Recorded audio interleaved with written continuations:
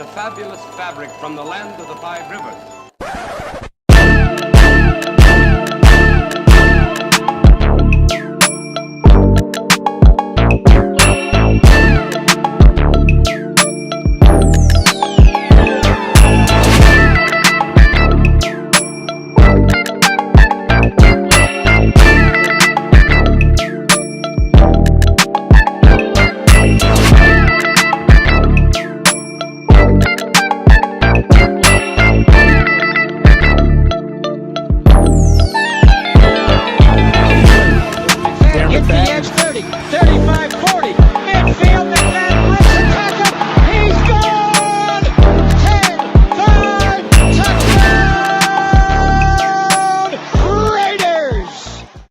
Years ago, when we came to Los Angeles, I really believed that the greatness of the Raiders would be in its future.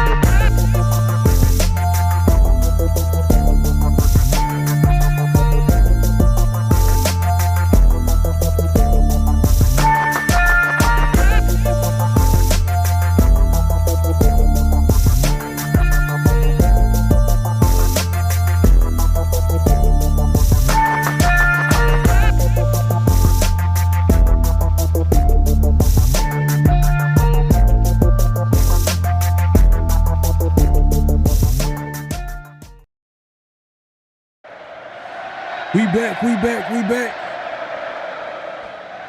You already know what time it is, man. Oh, you didn't know? 50-50. Welcome to the 50-50 Show with PharoahNFL and the Severe Raider, the realest show for Raider Nation. The perpetuation of the greatness of the Raiders to take a professional football team and give it a distinct characteristic that's different from all others. Make sure to clock in, like, comment, subscribe, and hit that notification bell. Raiders! Man, y'all already know what time it is, man. Make sure to clock in. Clock in, man. Hit that like button, hit that subscribe button, hit that notification bell. Man, we got a lot to talk about, man. Hey, man, it's pretty much the season's almost officially here, you know, in our book. I mean, we went through the whole off season, obviously going through what going through all the scenarios with this team and what it could look like and what the players that they can pick up in the draft, free agency. Now we're well under the way with training camp, and they recently had like padded practices, so we can get a good gauge of like what that's going to look like. So we're gonna have a conversation about that. Flags on a play, notable quotables, all that good stuff. Wilkins is in the news. Like we said last week, there's going to be, as time goes on, there's going to be more information about Christian Wilkins in the situation. And it doesn't, I don't know if it gets any better. It's just I don't know. It's still kind of weird. That's where I'm at with it. But we'll get into all that, man. Certainly not any clearer. Yeah, definitely, man. But Severe, what's going on, bro? How you been? Been good, man. Good. Happy this training camp is underway, man. Our rookies in there. The rookies performing well. We got some surprise guys that are playing pretty well. So this team is coming together nicely, man. It's coming together nicely. So I'm actually anticipating the season. Looking forward to see what we're able to do. Yeah, man. Hey, and man, salute to everybody pulling up. The night crew is officially in the building. I see y'all in the chat, holding down the chat, man. Salute to Jack. Jack pulling up, man. Appreciate you coming through, my guy. Rick Rock is in the building, man. Every time I think of Rick Rock, I think about that E40 song where he sampled to be. You know what I mean? You know what I'm talking about, right? Yeah, we rock the rock to he beat to rock. Yeah. Rick Rock, man. Appreciate you coming through. He says salute 50-50 show, brother Pharaoh, Severe, the Silver and Black Raider Nation, man. Family salute, man. Yeah, appreciate you coming through. Space Beast in the building. My dog, Space Beast. Salute. He says, I'm waiting for Severe's new thoughts on Wilkins' release. Yeah, hey, man, because more information has come out, so we'll see what Severe has to say on that. We'll have that conversation. We'll talk about that. Yeah, man. Hey, man, appreciate it, man. We got to upgrade it. Oh, man, I did not know that it wasn't coming across the screen. My bad, y'all. My bad. But yeah, appreciate it, my guy. My guy Raider Smoke in the building, man. Appreciate you coming through. Salute, man. Salute, appreciate you coming through. Hey, man. That might be the case. Who knows? Like the way that things are coming out right now is crazy. Yeah, it's crazy. I don't know what to believe, but where there's smoke, there's fire, right? So we'll see. Yeah. Kevin in the building, man. Kevin Lurker's in the building, man. He says late night banter. Salute Nation. No crotch grabbing. Oh yeah, man. That's listen, we gonna have to get that. First of all, yeah, definitely none of that, man. None of that. Diesel, haven't seen you in a while, man. Appreciate you coming through. Salute my dog Diesel. Raider Way in the building, man. My guy's coming through, man. Everybody's coming through left and right, man. Cause season's around the corner, man. The Raider season's around the corner, I guess. Hey. Countdown to the Hall of Fame game. Are you gonna watch? I don't know if I'm gonna watch that, man. I'll be honest with you. I might turn it on maybe, but it's not gonna be anything of, It's not a must watch. I want to see Trey Lance. I've been hearing Trey Lance has been looking really good. Like he's made a whole bunch of changes to his mechanics and he's supposed to be starting that game. So I kind of want to see what he looks like. No, okay, yeah. I found out like today, I think today or yesterday that Trey Lance was with the Chargers. So that was one of those, moves that was done on the low, like where nobody really knew. Well, were you aware where he went to this offseason? Was that one of those? Yeah. Oh, okay. Yeah. I wanted us to take a look at him when they grabbed him. I was like, that's a good move because he's similar, a lot of similar traits to Justin Herbert. Obviously, not the same level of skill, but big athletic guys, big arms. So it's like, okay, I can see what Harbaugh's kind of trying to do. Yeah, man. Salute, man. My guy SoCal Sal in the building, man. SoCal Sal, man, is in the building, man. Appreciate you always supporting. Daryl in the building. Says salute, laugh out loud. Man, what's so funny, man? What's so funny? Let me know what's so funny, man. Maybe hitting somebody with the pause. Oh, hit with the pause, yeah, man. I got to do it every now and then. Appreciate everybody coming through. Salute. I see Severe warming up like a boxer. Hey, man. They waiting for it right now. They waiting for the Severe 1-2. Let's see, man. Let's what's going on, man? All right, let's just get into it, man. Les in the building, man. My guy, man. Appreciate you coming through. Oh yeah, Les. Salute to you. Let's just get into it. So, obviously, Christian Wilkins' situation is kind of like the biggest news regarding the Raiders outside of training camp. We'll get into that. We'll just lead off with Christian Wilkins. So what we now know, since last week is that Adam Schefter today reported that the issue in question was that he went up to a teammate and kissed him in the head, on his head. But I think, in my opinion, I think there's more to it than that. But that's what's being reported by Adam Schefter, and usually he doesn't miss. But I'm sure, like, you know, there's moments like this where he's like, well, he kissed him on the forehead, and I forgot to mention this. You know what I mean? He probably has more information, but it just sounds weird. I think there's more to it than that. I don't think what everybody's talking about is just him just doing that. And what it was is that, like, he did that, and the teammate, his teammate didn't take it lightly and went to human resources and reported the issue. He didn't even go to coach. But that's what I'm thinking, that is he did way more. But they're not going to talk about that. They're not going to bring that up. I think he did way more than what they're saying. Now, for me, what's interesting is that Albert Breer was able to chime in on the whole situation, but more so about the issue with the contract and the Raiders voiding the contract and what their issues are with Christian Wilkins, especially with the injury. And he was able to basically let everybody know that the injury that the Raiders want surgery on isn't the initial injury that Christian Wilkins had last year. He re-injured his foot, but it was a different part of his foot, if that makes sense. So the Raiders wanted Christian Wilkins to have surgery on that because it was causing more delays in the health of his foot. Original injury. Yeah, the original injury. So so from the Raiders' perspective, like, they were just trying to take care of this all once and for all and just get the surgery on the new injury on his foot, and then that would probably help the other part of his foot heal as well.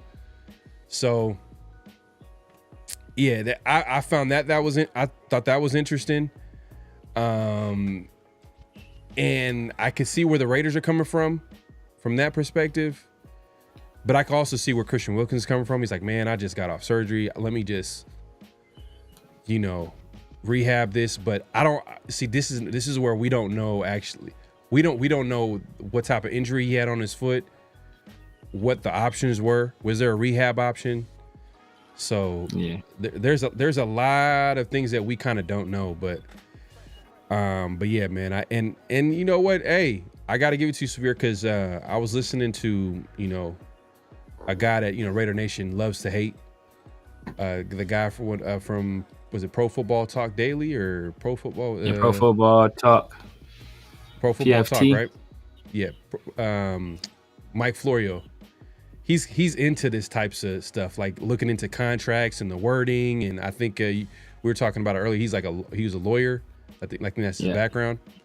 He mentioned that it's an uphill battle for the Raiders because there's nothing in the contract that would suggest that they can void his contract based off him not wanting surgery. Yeah. So now there has to be more information, maybe, because why would the Raiders go through the trouble of doing all this if they didn't have any type of like really strong evidence? But what is working in their favor is the whole situation with NFL, PA, whatever, what's going on with them and like the issues that they're dealing with. So maybe they're catching them at a good time from the Raiders' perspective. That could help them out. But yeah, Florio's a hater. SoCal, yeah, Florio is a hater. Sometimes like he's a hater. He's a calculated hater though. Because he's the one, and that's the thing that be. He's an asshole too. He's an asshole too. He's a straight asshole. But Florio keeps it real. Like he does throw shade at the Raiders, but he keeps it real. Like when we gave Derek Carr that contract, and he's like, it's an out after year one. He's like, it is. He's like, look, it's like people. Oh, there's nothing. He's like, look, it's nothing until it's something. It's nothing until it's something. And what happened? We ended up releasing Derek Carr using that out. So, like that's why you got to pay attention to all of this stuff. And when somebody that has the background that he has, that understands kind of like, you're a lawyer, you you understand contracts, you understand how that wording works. And I think SoCal put it in the chat, this legalese. That's why I was saying there's a certain way things are said, which leads to a certain burden of proof that has to be met. And that burden of proof is a very high burden of proof for a reason.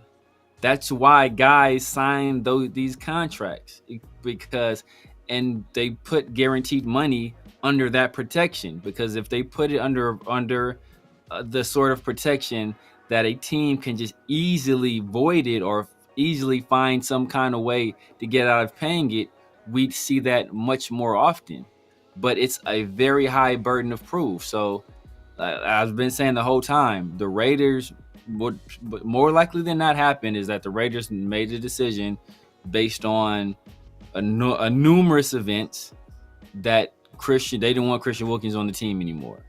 And they found an out with this injury, and they made a demand of him, and he elected not to fulfill that demand.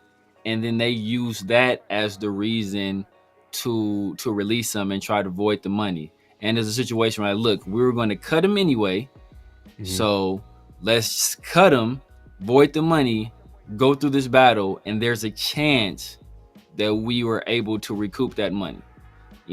Because either way, it's like, if we win the battle, good, we won it. But if we lose it, we were going to lose that money anyway, because we don't want him here regardless. So we're going to have to shell out that money no matter what happened. So, it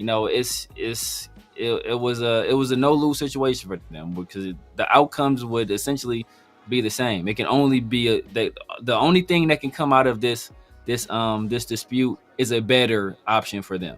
It's not going to get any worse than the money they were already going to have to pay him. Yeah. So look, from my perspective, I think there's more to it than what we know. Some of the information could possibly won't really help them in their case to avoid the contract. There might be some information that we don't know that might help them out, because I think the most similar, the situation that you can probably compare it to, but not exactly, is the Antonio Brown situation, where the Raiders were voiding some money in his contract. And that year, I think Antonio Brown, he played for the Raiders. Obviously he didn't play during the regular season, but he also played for the Patriots, and that was also short-lived. They ended up releasing him, and there was a situation where there was a signing bonus. There was something in his contracts where they took some money away from him, and Antonio Brown, I think he appealed both. Obviously he lost against the Raiders, but the Raiders had proof. They had text messages. They had proof, like, where, Antonio Brown was saying that I'm not coming back and playing for the team, and they had evidence with that Antonio Brown situation with the Raiders. But with the Patriots, I think he was able to recoup at least like $5 million. Yeah. From the money that he was given that year. Well, the thing about the Raiders with Antonio Brown's guarantee is that it wasn't guaranteed until the start of the regular season. That's why people was just like, bro, all he had to do was hang out, like, till that. I think it was a Thursday night game or something like that. It was like, I want to say, it was like, wasn't even until a Sunday. It was all he had to do was hang out a few more days and suit up for week 1, and all that money was guaranteed, and he couldn't chill and not have any crazy antics until that time. So that's why the Raiders made the decision that, bam, get you up out of here, and we recoup that money. Because remember, Antonio Brown, like he appealed it, but then later on, this is a dude, he was lying. Like, later on, he did an interview. It was like, yeah, man, I talked to Mark Davis, and I was like, I really didn't want to be here. So, I wanted to make sure I didn't do them dirty. And so, I just had them release me before the season. Like, bro, get the hell out of here, man. Like, right. You're acting ignorant, and they cut you because they knew that money was going to become guaranteed if you suited up week 1. So that's why they got you up out of there before then. Right. Yeah, I remember that. I was like, damn, like, if he really wanted to leave the Raiders, he could have just played it cool, played a game or two, or was you know what I mean? Or even been like, I don't know. I'm not saying that it's right, but I'm just saying, like you was about to say. $30 million. All he had to do was just be active for the regular season game, the first game or first couple of games. I think it's just week 1. Man, that's wild, man. That was the most wild, one of those wild situations that I've seen. But this Christian Wilkins situation is kind of getting weirder and weirder by the day. Yeah. You know, and it just feels like every year there's always something. Like, why do the Raiders have like weird stuff? Like, is Christian Wilkins, as time goes on, we're finding out all types of crazy stuff. You know, shout out to Raider Smoke, man, with a super chat. Yeah. I don't want to forget about you, man. We see you, man. He says very telling. Butler indirectly said he needs help. Yeah, I mean directly. Yeah, he said directly. Yeah, he was like, "Hey, man," like he says, "Hey," they asked him, "Do you have anything to say about Christian Wilkins?" He's like, "Nah, not really, but I will say this. Mental health is a real thing, and people need to get help." Like, come on, bro. Like, we all know he wasn't talking about himself. He was talking about Christian Wilkins. And it just reminds me of when he said the mental health thing. For me, the first thought that came to my head, I'm like, Chandler Jones? Maybe to that extent. Chandler Jones went left, like all the way left. He went left. Like, it was like a weekly event, or like a few times out the week where he goes on his social media and like, "Hey, Chandler Jones is live," and he's over here just going on. This fool made a whole ass song about Josh McDaniels. He made a whole R&B song about Josh McDaniels. It was crazy. Yeah, Chandler Jones was doing some crazy stuff, but the thing, because I mean, as you kind of said, right? Everybody, it's been reported that the issue was that Christian Wilkins, I was about to say Chandler Jones. Christian Wilkins playfully kissed a teammate on the head, and the teammate took offense to it, and he went to HR about it. That's the story. That's the story that everybody. But it's more to it than that. It's more to it than that. But that's the story that everybody's running to. So and could there be more to it than that?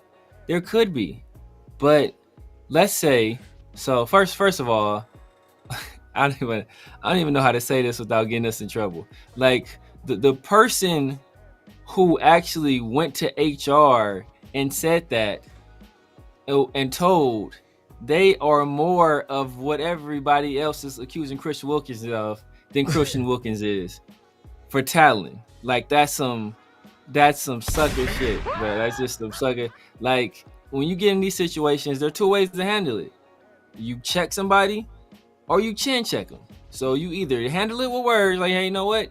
I'm not gonna get myself in trouble. I'm not gonna put hands on nobody, but I'm gonna check him right now. And if the issue come up again, then we have to escalate it further. Or, if you're feeling bold enough, then you handle it with your fist. But what you don't do is not even go tell the position coach, not tell the coordinator, not tell the head coach, not go to the GM, not go to somebody. Like, you went to human resources, bro. This is like super snitch brothers. Like, that's the most snitchingest thing I've ever seen in my life. Like, so, like, that's already nasty work. So, and let's say, so we're speculating that something worse happened. You think if something worse hadn't happened, that this person wouldn't have snitched on that too? Like, they snitched for a playful kiss on the head. So all this stuff that people were speculating about, if they even seen some of this other stuff, it didn't even have to happen to them. If they saw it happen to somebody else, they already got that snitch energy in their heart. They snitching on everything. So they gonna snitch on that.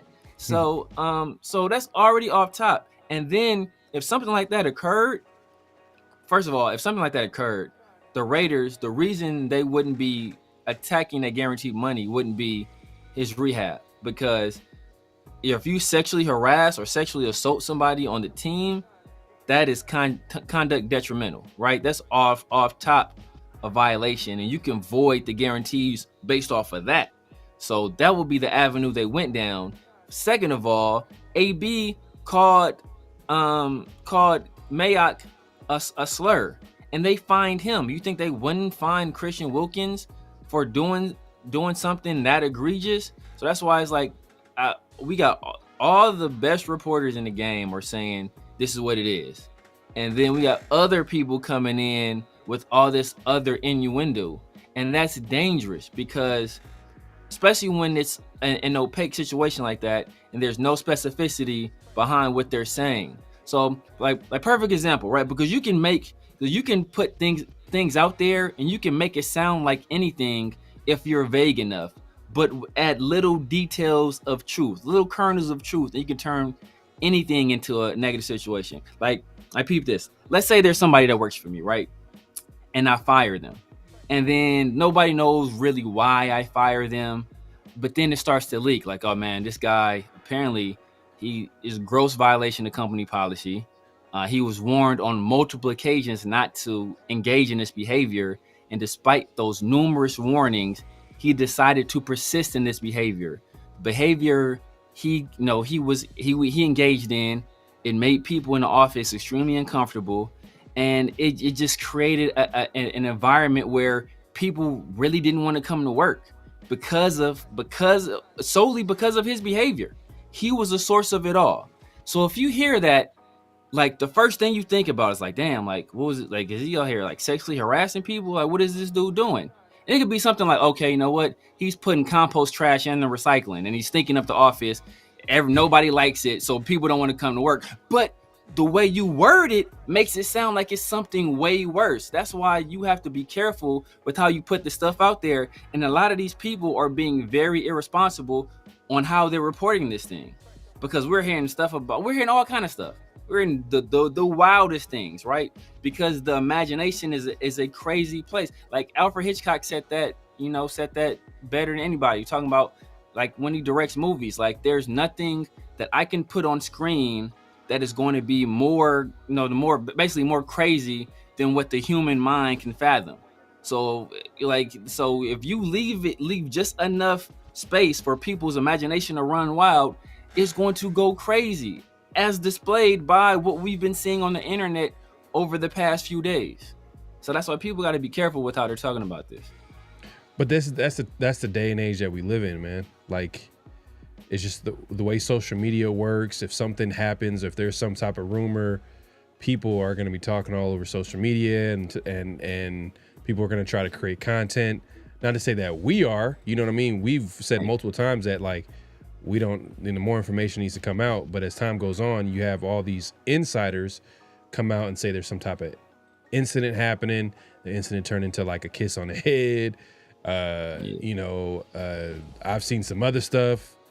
You know what I mean? That was kind of strange. It's like, I'm like, what the hell? Like, not strange, just disgusting. Like, yeah, disgusting. Well, The worst.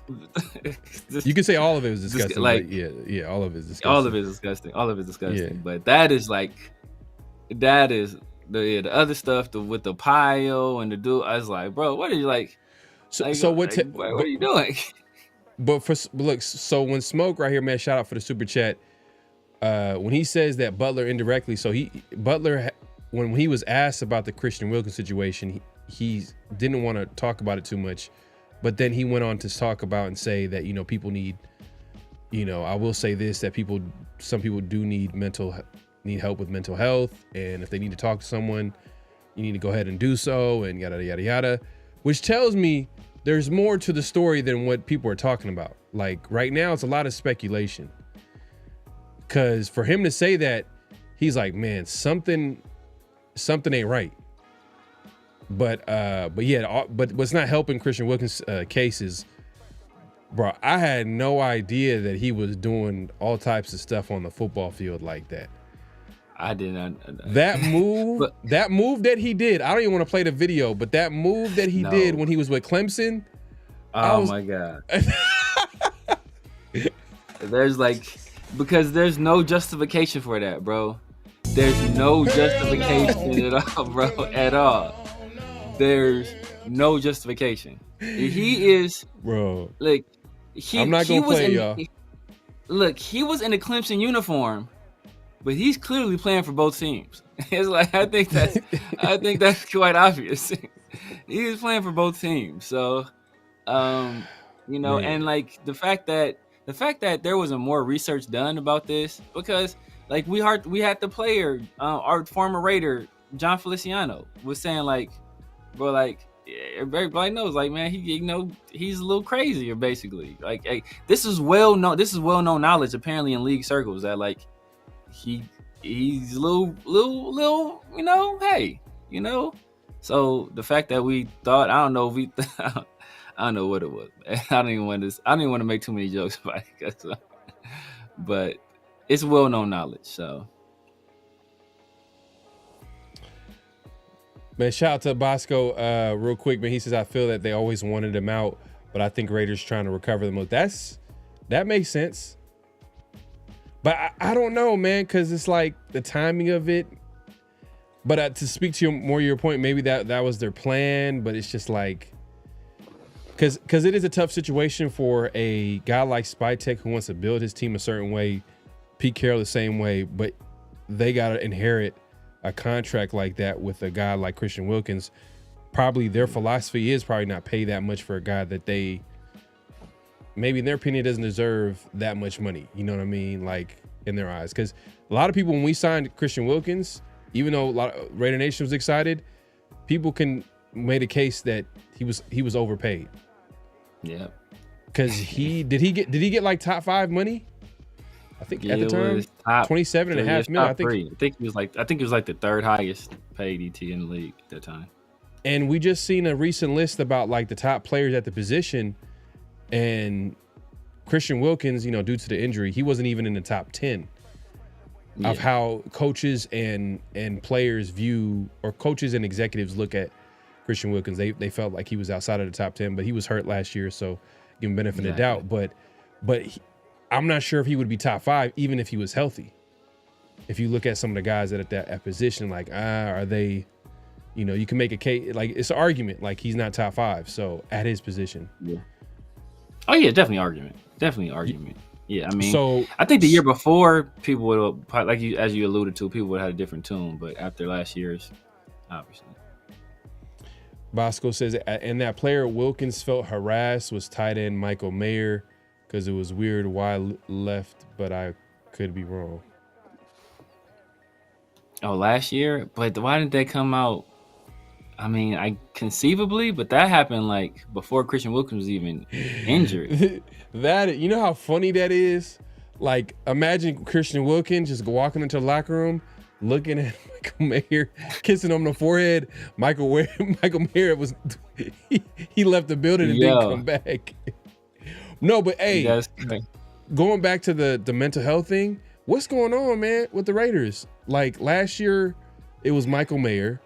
You got Adam Butler saying that, Wilkins needs help. And then we all know the Challen Jones situation, how that unfolded. Yeah. Like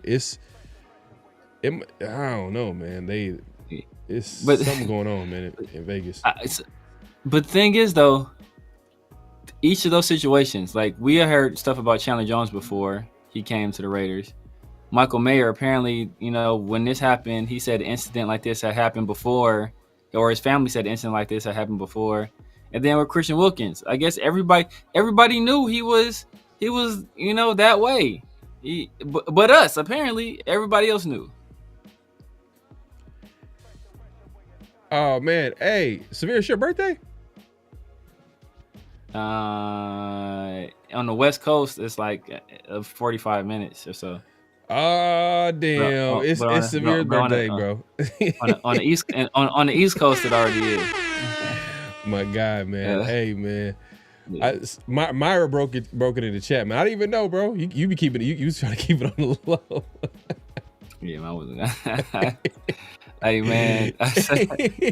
It's funny. We talk about this because it's like I was reading something on X, and it was like the top 40 things men do that are, inappropriate. Let's just say, right, of the alternative lifestyle, and like one of them was like, oh, you're like taking off work for your birthday. Somebody said that. It's hilarious. So like, bro, I'm not about to. I think like 50-50 show will go on. Yeah, you know what I think too as well. I feel like that's a whole different conversation. We can go in on that one right there. But that's hilarious, man. That's funny. It's true though. It's true because I don't care. But you know what though? Like it's good to like go plan something you want to celebrate something. But I don't really like. It's not like a whole. Maybe as the older you get, you probably like don't care as much. But that's teach his own. Everybody has their own way of like doing things. But my guy Severe, man. Okay, man. All right, man. Appreciate everybody in the chat too. Yeah, like my milestone birthdays only like 30, 40, 50, 60, 70, stuff like that. But other than that, I ain't celebrating no birthday, bro. Once you get past 21, bro, I ain't really nothing worth celebrating. But shout out to LS. He said ain't the first time a set of lips has cost a man. He said 35 mil. Golly. I know. It's true, man.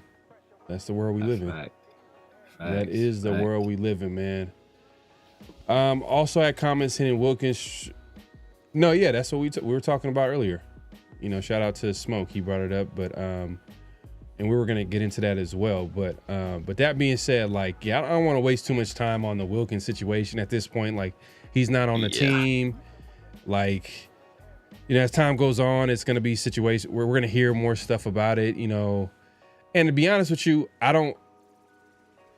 some of the stuff that we're hearing, it might have maybe contributed in their decision making to release him. I'm more interested in seeing like how is this going to. Are they going to get away with voiding his contract so they can not pay him that money? Not that I care about that, but more from a football sports perspective. Like, will this have any implications on the cap? Because if they got to pay him that money, that means that this year they got to pay him, and then the next couple years, I think they might have to pay him, unless they do that June 1st cut and maybe split it into 2 years. But that would make it even worse. I don't know. It's $55 million, man, dead cap next year. Yeah, that's ugly. That's ugly. So did Florio have any? I know you said you talked, but did he have any insights? I know somebody was saying that's going to take some years, but did Florio have any insight into how long it's going to take when he spoke on the situation or no? Man, I would have to get back to you on that, but I know that Ian Rappaport said it was going to take a couple years. Damn. So we can't. Because I was looking at something. I forgot who was talking about it. They're like basically the Raiders. Yeah, go ahead. Yeah. Now I was saying basically they were saying like Raiders can only use like 40% of the whatever space was created by his release or by voiding the guarantees. So. Oh. So So no matter what, even if like let's say the Raiders win the appeal or whatever the case may be, the grievance. No matter what, they're gonna have to pay for this year and next year. It's just how much. If they don't pay next year, for example, instead of 55 million dead cap hit, it's gonna be like 27. Yeah. So it's gonna be much more manageable. But on top of that too, when they I prorated his I think they restructured his deal, so kind of spread it out to long. That kind of hurted them too a little bit. That hurt him too. Yeah. That's what I'm saying. Like that's why I say it didn't make sense. This ain't all this stuff that's coming out. It doesn't make sense. If he was wild like this, you don't want to have those void years where he's going to be like an anchor on the salary cap for like years to come. Yeah. Appreciate everybody. Yeah, man. Hey, shout out to everybody pulling up. It's 43 more minutes out here until it's my birthday. My guy Severe is he's celebrating his birthday on the 50-50 show, man. Hey, man, salute to my guy, man. We gotta clap it up for him, man. We gotta clap it up for him. We gonna give him a chant too. We gonna give him a chant. My God, man. Okay, let's hold up. Let's see. Hit those likes. Yeah. Hey, Jack Kenner, man. He just reminded y'all, make sure to clock in. My guy Severe is dedicated, man. He's here on his birthday. The guy did you have plans that he had to cancel because it's 50-50 show? I think you had some plans, bro. My birthday's tomorrow. Well, like I said, on the East Coast is my birthday right now. Technically, my birthday is on the 30th. So But I said I don't celebrate my birthday, man. Like, I'm gonna go to work. I'm gonna be at work in the morning, man. I'm gonna work in the morning. Take my son to practice. Man. I ain't gonna tell nobody it's my birthday there either. I'm just playing with you. But yeah, man. Gonna tell everybody though. Yeah, he's that man. kind of kid. Like, it's my dad's birthday today. That's dope, man. That's dope. Cause Mayer out the blue leaving the team. Yeah, that was strange. That's what I'm saying. Like the last few years, we're just, man, it just feels like every year there's always something. But especially with the mental health, because Adam Bettler kind of alluding to mental health with Christian Wilkins. Bosco, you talking about Mayer? Obviously, last year that was, we don't know exactly, but we all can just like make an educated guess, like for him to step away, and had nothing to do with family or any type of serious thing that happened with his family or whatever. It was just more of a mental health issue that was going on. And then obviously Chandler Jones. The only thing I could think of, you know what? That could be a reason. That could be a reason, especially if people. But like I'm trying to say, did AP lose the locker room that early? Because let's say something like that happened to Mayer, right? Where Wilkins like did something that like violated him, like, you know, but maybe because I know when the explanation was like this is something he's dealt with in the past, so maybe like, you know, as a youngster, some stuff happened where inappropriate stuff happened, so maybe that was like triggering, and he was like, "Yo, but I gotta get up out of here. I can't be here. I gotta leave."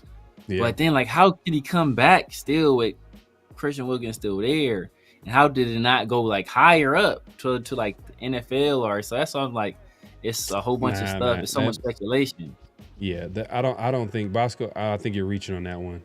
I don't think any of them has. It's just. I don't think both are, I don't think they're connected to each other, to be honest with you. But we don't know because like I said earlier, like, I don't think whatever the player if he reported something, I think there's more to it than that. And it's kind of interesting that Adam Butler was able to talk today because he's in that room. He knows exactly what's going on in that D-line room, the defensive tackle, like, his position group. Like, he knows what's going on. Like, some players could probably act like they don't know what's going on because they be like, man, I'm just a punter. I'm a kicker. I really don't know what's going on. I hear some stuff, but not, because usually I think, certain players, when they're with their position group, I think they're a lot closer with some of the players that they're around all the time. Yeah. But yeah, man, I'm done with the Wilkins talk, to be honest with you. Like, I really don't care. I just want to know if the Raiders are going to have to pay and it's going to affect the cap.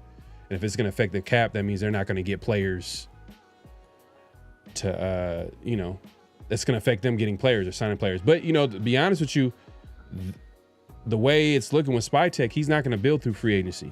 So it really doesn't matter. What it's going to hurt is that money could have went towards maybe extending some guys. Exactly. Maybe a Cole Miller, Jacoby Myers, who we hear is killing in training camp right now. Like him and Geno Smith. Like, that's like Geno Smith's favorite target in training camp is Jacoby Myers. Same thing I've been hearing. Yep. Yeah. And the tight ends. I'll throw in the tight ends as well. And I guess that's a good segue to talk about what's going on in training camp. The Raiders had their last couple of days. They had their first padded practice. We've been talking about this. Last week was the start of training camp, obviously, but for the majority of the offseason, we've been talking about the Raiders and what they've been doing in shorts. You know what I mean? They haven't been as physical. We couldn't talk about it from a physical standpoint. Like, man, we can't really judge what Ashton Genty's doing or defense or offensive line and defensive line and how that looks. But I mean, there's a lot to like. I mean, you got your boy Dante Thornton. He's making plays. Your boy. Yeah, it's your boy, man. You put me up on Dante Thornton early on. I wasn't the only one, man. Shout out to Raider Nation, man. We all were I feel like Raider Nation that we'll find a few players in the draft that we'll like, and I think that was an early guy that a lot of people liked. But we did a lot of mock drafts. That was a guy that I liked later in the draft, like in the 6th round. I was surprised that he kind of went a little bit early, but bro, he's gonna be the starting X receiver. Yeah. This is the 2nd week in training camp, and he's been the starter on the outside. Trey Tucker is making plays. Balling. Trey Tucker is making plays. Yeah. Now, I am hearing this though. This is what I'm hearing about the receiver group, is that the only receiver that's consistently getting separation is Jacoby Myers. Makes sense. So that's something that has to pick up. Hopefully by the start of the season, things will be a little bit better. But that's the guys that have been like consistently getting open and consistently getting separation have been Jacoby Myers, Brock Bowers, and we'll throw in Michael Mayer. He's been a guy that's been heavily targeted by Geno Smith as well too. Yeah. And then you sprinkle in, okay, Dante Thornton will have a big play here and there, especially with the padded practice. I believe he was struggling, like he wasn't doing too much until he had like a big, big 70-yard bomb. Yeah. You know what I mean? That everybody, it was all over social media. Raiders social media was quick to put that out there. Like, yeah, look at the big play. You know what I mean? Look at this big play. Look at Raider Nation. No, facts. Yeah, man. Like Trey Tucker. Like I heard. I forgot who was saying it, but somebody said in one-on-ones, Trey Tucker was like the most impressive player. So, and I know you've been kind of talking about it for a while because I wrote Trey Tucker off. I was like, look, I'm cool off him. Especially Trey Tucker as a slot receiver. And I didn't think he had the height to play outside receiver, but Chip Kelly, he don't really discriminate. And if you can block, which Trey Tucker was admittedly last year, even though he's small stature, he was one of our better blockers at the wide receiver position. If you can block, he'll play you and he'll find a way to get you open. So, and with Geno Smith, I know you brought this point up, several times, like who was really going to take advantage of what Trey Tucker does best in terms of being a deep threat? Like, Gardner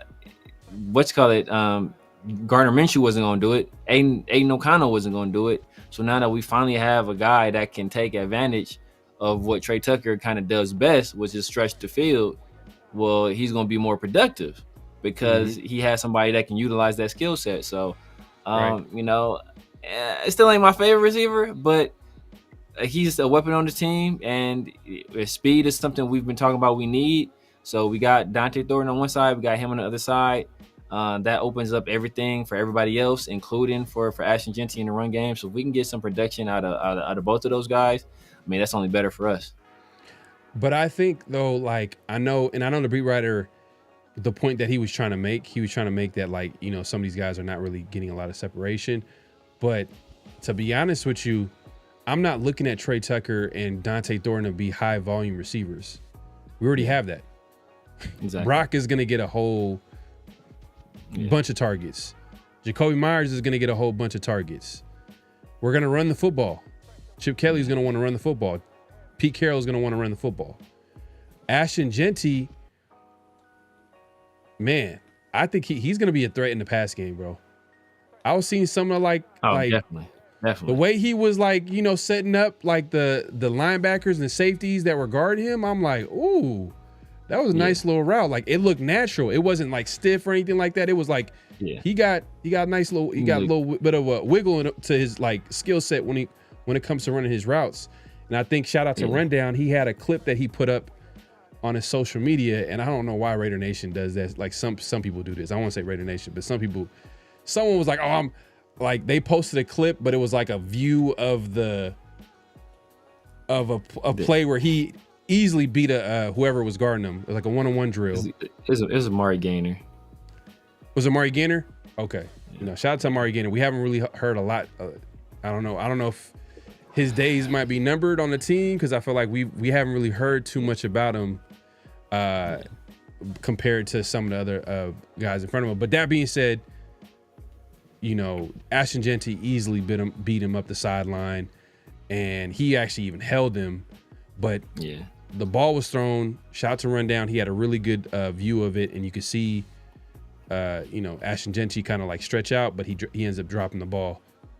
Yeah. There's another version where you don't see that part. You don't see the end. Yeah. And then someone was like, "Oh, I was there. He caught it." Yeah. I'm like, bro, I didn't even try to argue. I just posted the rundown clip and I just left it at that. I'm like, God, people just be lying. Like, why do you lie? There's no point to lie about it. You know what I mean? It was a great route. He held him. He just didn't finish the play. That's it. Like, leave it at that, man. The truth, man. Stand on the truth, man. I hate people lying, man. And it would have been an obvious flag in a real game. So it's not like he would have been an obvious flag in a real. Like he tore the man's shirt. He held him so badly he tore his shirt. So It would have been obvious. And it was a great route. It's like he faked the real route and he beat him on a go. And it was smooth. Like it didn't look like it was labored. Like the footwork was incredible. He tracked the ball well. He just didn't, he didn't come up with the catch. Part of that was probably because of the hold. And he's a running back. He's not a receiver. So, you're being held by a linebacker. Like that's a tough catch. You would want a receiver to catch it, but he's not a receiver. So, we would have got the yardage off that play regardless of him catching it or not. So, I think people just be lying. I don't know, why you lie about that? Especially, it was just random. There's other people were there. Not like you were the only person there and nobody else could see it. There were other people there, and there's other footage of it. So it's like why are you lying about this? Yeah. I just keep thinking about when what was that song? Why are you lying? Like it was remember that there was that song, that viral meme song? Yeah. Bro, some people just in there, they just can't help it. They just and that's the why you always lying? Why you always lying? Oh my God. Oh man, that shit's hella funny, bro. Bro, I should have posted that. I should have just posted that right there. Because that look response. Yeah. Man. Man. But hey, real quick, man, shout out to LS, man.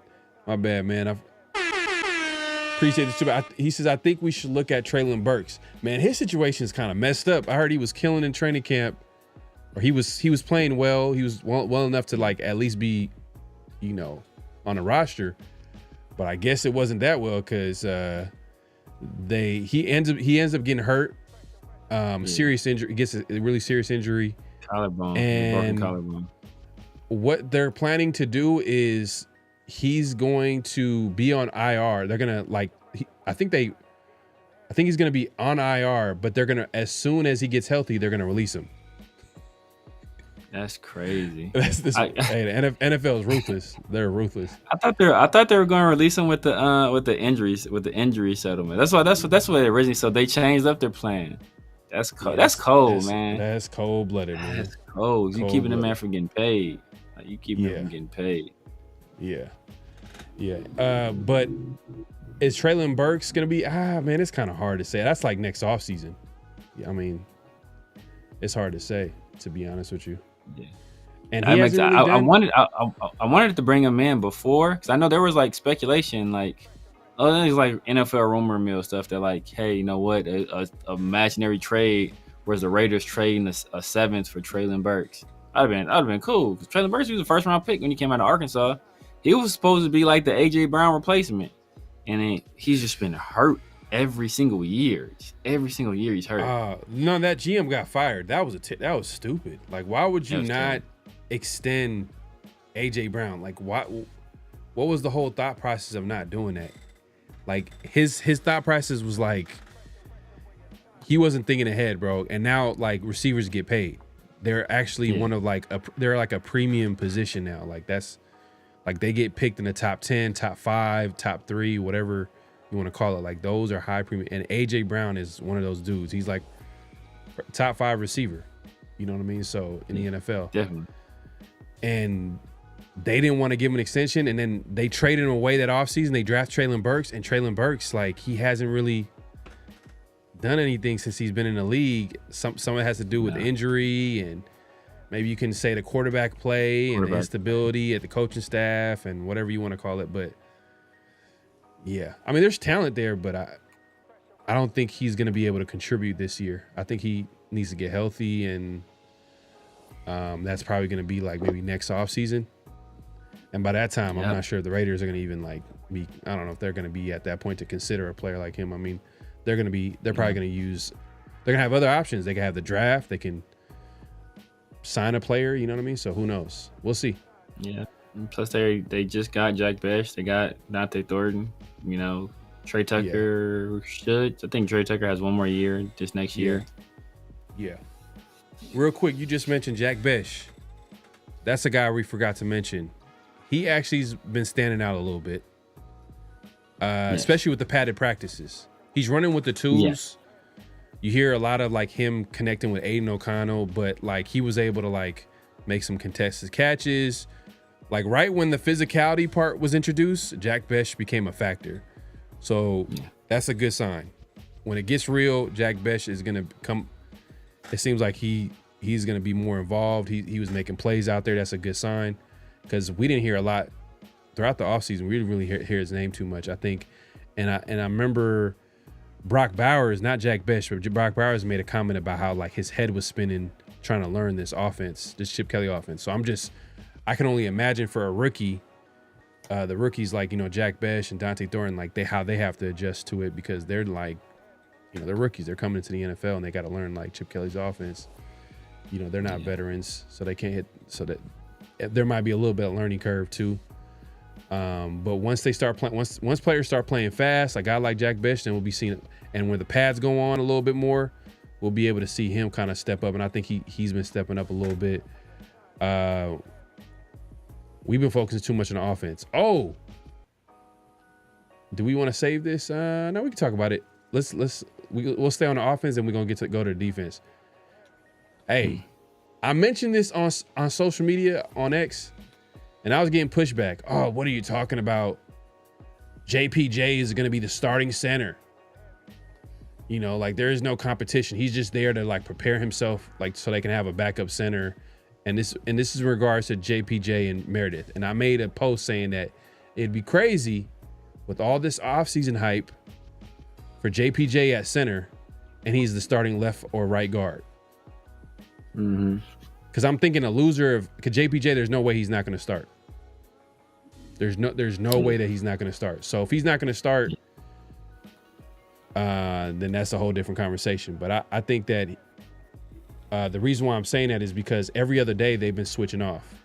Meredith starts one day, JPJ starts one day, and I think they switched off the padded practice. We had the last 2 days were padded practices. Each day Meredith started one of them and JPJ started the other. I mean, I'm not saying that JPJ he's not a favorite, but it's interesting, bro. Like it's actually kind of interesting. And you know, Adam Butler was asked about the offensive line, and when he was asked about the offensive line, he went straight to JPJ and Meredith in that position battle, and he talked about JPJ being an all-pro guard whenever he decides to. So if we take that for whatever that's worth, that means is that maybe a sign to come? Like maybe like Meredith might have a good case to start at center, and then JPJ is going to start at guard. I mean, what do you think of that scenario? Do you think that's a better scenario? Meredith at center than at guard, and JPJ at guard instead of center? Yeah, well, to piggyback off your Jack Bech thing, I think we were right. We were been saying once the pads come on, Jack Bech, he's a physical guy, and him being able to use his physicality, that will kind of improve his performance because he's been kind of underwhelming thus far through camp. But with the whole JPJ versus Meredith situation, I would be more inclined to believe that if JPJ had been getting like any reps at all at guard. Now maybe they just feel that they can throw him out there and he's good enough to play it without getting any reps at it. But as far as I know, he hasn't been getting any reps at guard at all. So it's like if you want to do that, like you would think that you would at least like, hey, you know what? let's get him some reps either at left guard or right guard with the second team or with the first team, right? You do to throw a line out there with Colton Miller, JPJ, Meredith, Kappa, and Glaze, and hey, let's see what this combination looks like, or throw them in there with the second team. They haven't done any of that. It's either Meredith first team center, JPJ first team center, and whichever one of them isn't first team, they're second team. If Pete Carroll is having open competition at that position, I mean, I think JPJ wins that competition. I mean, I don't think that's much of a question. What I hope is the situation is that they're just getting everybody used to taking snaps from everybody else. That way, if a situation happens where Geno goes down, Aiden O'Connell needs to come in. He's familiar taking snaps, from both guys. If it's a situation where JPJ goes down and Meredith has to start at center, Geno Smith already has the rapport built up through training camp where the center change isn't awkward. I think that's part of it, but I also think it's a legit competition. Jordan Meredith, he played very well at guard last year, and he's not the biggest guy for the guard position. So I think his body wise, he fits a little bit better at center because you don't have to be quite as big when you're playing center. So it could be a situation where they're looking to get their best five out there. But if that's the case, as I said before, like, you better start getting JPJ some reps at guard.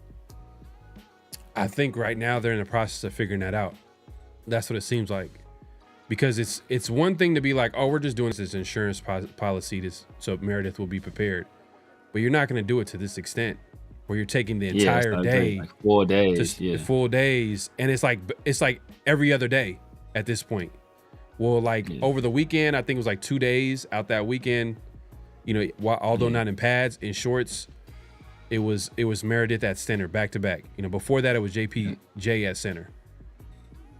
Come padded practice, they're switching off. So it's something to keep an eye on. I think JPJ, Pete Carroll confirmed there's a competition going on. That's what he's going to do. That's his coach is going to. Coaches, he loves the competition. He wants a competition, especially with a guy like JPJ, who it's kind of interesting though, like, that he didn't have like a good relationship, I guess, with Max Crosby. I didn't know that was the case. Yeah. But the way they worded it was like, the way they worded it was like, they're in a way better place now. So I'm thinking, like, why would he have a problem with JPJ? What would be an issue? Like a guy like Max Crosby having a problem with you. It could be something that you said, but it could also be how you carry yourself. I think more of that. Maybe. So we kind of see how JPJ is. Yeah, JPJ is. He's a playful, jokester, jovial Farley, guy. You know what I mean? Exactly. Yeah. And we see Max is like, Max, he can joke around, but when it's time to be, some people don't know when Christian Wilkins, right? Sorry, we know he's talking about guy. Some people don't know when to stop playing. So, and everything's always a joke to them. So it's always joking time. Like, nah, bro. Like, we're out here practicing, trying to get better. It's cool, we'll have a laugh. But if you're supposed to be going through a drill, taking it seriously, or you're supposed to be doing this, taking it seriously. If we're showing you something, it's time to take it seriously. I don't want to hear no jokes. I don't want you to be over here having no side conversations. I need you locked in and focused. So, if you're not to that level, especially to a guy like Max, who's uber dedicated to his craft, then he's gonna look at you sideways, like, bro, like what are we doing here? But it seems like, I don't know if Max had a conversation or somebody had a conversation with JPJ, but this year they're like joined at the hip, and he's putting in hella work. He was down in Florida with Geno Smith, getting work in down there, like extra work, getting that kind of relationship, that rapport with him. So I think it's been a complete 180 in him. And like I said, even if it was a competition between him and Meredith, I fully expect him to win it. And I expect him to be one of the better centers in the league. So, early prediction offensive line. Who do you think is going to be? Miller, Parham, JPJ, Kappa, and Glaze. I think Rogers probably at some point supplants Kappa. And there's a very good chance that Meredith at some point might supplant Parham. But day one, that's what I'm rolling with. Week one, rather, that's what I'm rolling with. Yeah. We'll see, man. But hey, look, I'm all about getting the best 5 out there. So if Meredith is the center, and JPJ replaces Alex Kappa, I think that's a better offensive line. You could argue that might be a better offensive line than Alex Kappa, Glaze, and JPJ at center, and then Parham and Colt Miller. But we'll see. We'll keep an eye on it. Right now, they're going back and forth. For everybody that was like questioning me and saying, "Oh, they're doing it for insurance policy." Now there's a competition going on. Just letting y'all know, man. This is a competition going on. We'll see how it shakes out. But in the end, it might just be JPJ at center. But I'm just saying, like, they're trying to get the best 5 out there. So if they feel like they can put the best 5 out there and put JPJ at guard, which Adam Butler went out of his way to say, because as soon as he made that comment, he was like, if you don't mind, that's the only comment I want to make about the offensive line. I'm like, that was kind of interesting. He just say that comment and he just keep it pushing. He just end the I mean, I don't know if he was asked. I think the conference might have ended after that when he said that. Yeah, maybe they called him and like, Adam Butler, you it's weird. Like, you'll sit your ass down, man. But Genty being a factor in the pass game, I think that's going to be a big thing. Like, I think it's going to be a big deal. Like, he's going to be part of the pass game, and I think he's going to be a weapon. And I can't wait to. I want to see how that looks like. Obviously, him running the football it's going to be a given. We'll see how that works out. I haven't heard too much about Dylan Lobby. Like, he's gonna get cut. He's not gonna make the team. He's not making the team. Yeah, he's not gonna make the team. He's not. Well, I can see him making the team. How? I can see him special teams. Because if it's between him and Sincere, they're gonna go with the guy that plays special teams, and I don't think Sincere plays special teams. So that's the one avenue where I can think of where he can. Sincere is way better than him. He can make it. I think Sincere is better than him too, but it's not always about who's better. It's about who can play on these units. I know, but it's just that one is just Sincere could easily be the number 2 back. Like, he could be the number 2 back. If it wasn't for Mostert, I'll give Mostert the benefit of the doubt just because of the experience, and he's faster. He's a speedier guy. Like, he complements, Genty well, and the fact that Genty's more of the physical back, and then you got Mostert that will get you around the edge, and maybe a big play happens or whatever. But McCormick, man, I don't know, man. Dylan Lobby, I don't know if I could justify it, man. Because he would have to be a great returner. Because that's basically where the special teams value that you're talking about. It's him as a returner, right? Mostly, yeah. But he could probably play on some coverage units too. I don't think Sincere could do that, especially with his past injury history. I don't think they would do that. So, yeah, punt returner or kick returner. From what I'm hearing, Zeus has been getting some. Because I'm saying it's not gonna be Zeus. I doubt if it's gonna. I want to say it's not gonna be Zeus. I doubt it's gonna be Zeus. From everything I'm hearing from people that are there, Zeus is slimmed down. He looks super explosive. He's having like a great camp. Not only the regular camps unpadded, but now actually with the pads on, he's been one of the better guys. And they said he was getting some work in with the ones today as well. So, they said he's been like, there's like he's legit. Like, if it wasn't for Mostert, is like, and even with Mostert here, like, they could see a situation with Zeus being number 2 back. But they also said Sincere is not having a bad camp either, and that Sincere kind of profiles as a number 2 back as well. I gotta see it.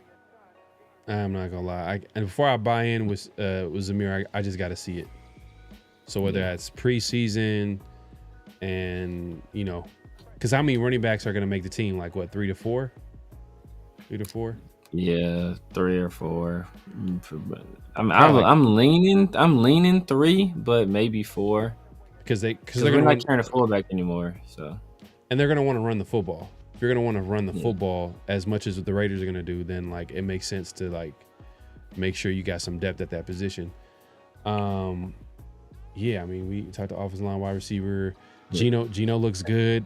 Like the quarterbacks seem pretty decent, pretty solid. Like it's night and day compared to last year, where like we were like hoping and praying that we hear some good news from camp with Geno Smith and Aiden O'Connell. But this year, Aiden O'Connell looks like he's kind of gotten better. He's kind of like solidifying that backup role. And then like Geno Smith is just, he's been better than what the Raiders had the last couple seasons. And it shows, especially his arm talent, the fact that he could throw. Like, I forgot who made a comment that like, it might've been, I don't know if it was a Kobe. It was one of the players, and they were like, man, this offense you're going to see right now, we're figuring it out as the time goes on. Watch camp. This is an explosive offense. He just kept saying it. It's going to be an explosive offense. So, and, they got some interesting pieces, so we'll see. But, man, shout out to Raider Smoke, man, with another super chat, man.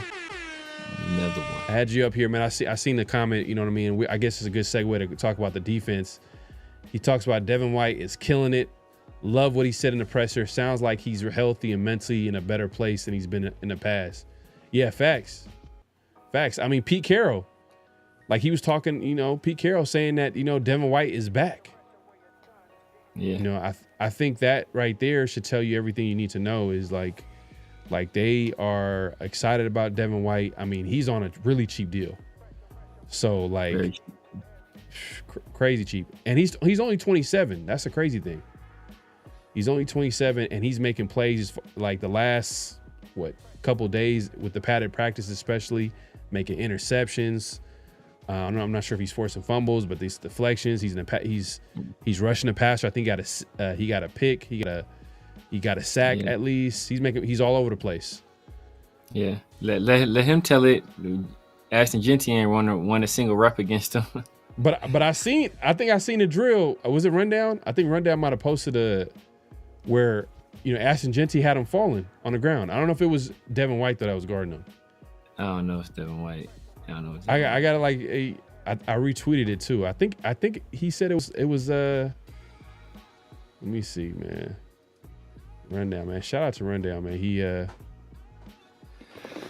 was out there at training camp. Mm-hmm. Yeah. Let me I retweeted that. And like he had him like literally falling down on the ground. He made it like a little quick inside move. Mm-hmm. Yeah. Genty shakes Devin White on the route. I'll send it to you. You can check it out. Okay, sure. Yeah, because I think he said after I think it's in his presser today. I want to say he said that Ashton ain't want to rep against him. So yeah, but you know how people be talking. He's just talking. He's talking. But that being said, we're hearing a lot of good things from Devin White. Linebacker group, I feel a lot better than I did in the offseason, even after the draft. Like I was like, what are we gonna do at linebacker? Now it's some interesting pieces. Devin White is kind of like. Seems like he's playing well. Like he could probably be a valuable piece on that defense. Possibly, we'll see as time goes on and training camp goes. Landon Roberts is a guy that we like. The Raiders signed in free agency. He's kind of solidified his spot on the linebackers room. There's been a lot of conflicting reports about this, but like I think the two main guys, Landon Roberts, Devin White, are I would say the guys that were the main starters. They're out there. When they have three linebackers out there, I heard Tommy Eichenberg is in there. He's been a guy that they've been including on the defense. I don't know how you feel about that, Severe. I'm not even going to ask. I already know. That's not something that you want to hear. We'll see what happens. We'll see what happens when the bullets really start flying. But yeah, like I said, because what I've been hearing is when it's three linebackers, it's been essentially Devin White, Landon Roberts, and then Jermaine Pratt like stand up. It's basically like a pseudo edge. That's what I've been hearing. Yeah. So like I said, it's conflicting reports on like I know like the Athletic, shout out to Tashawn. He said that it was when they run three linebackers. Tommy Eichenberg is a guy that's been out there a lot with Devin White and Landon Roberts. They're bringing Jamal Adams and Jermaine Pratt slowly. But I like Jermaine Pratt. I think he's gonna have Yeah, go ahead. I mean, it just don't make no sense. I can see why you bring Jamal Adams along slowly, but Jermaine Pratt been here for months. Like, why you bring this dude along slowly? Like, bro, how slow? Like, how much slower are you gonna get bringing this dude along? He been here for a long time. If you ain't got it by now, bro, you SOL. But like I said, I mean, I don't want to put too much stock in position groupings because I also heard that when the Raiders go 11, it was Michael Mayer that was starting tight end. So that's why I don't want to read too much into it right now. And that was like a thing that was consistent. Like when they go 11 personnel, one running back, one tight end, it was Michael Mayer essentially damn near every time was a starter. Who's in the slot? Who's in the slot?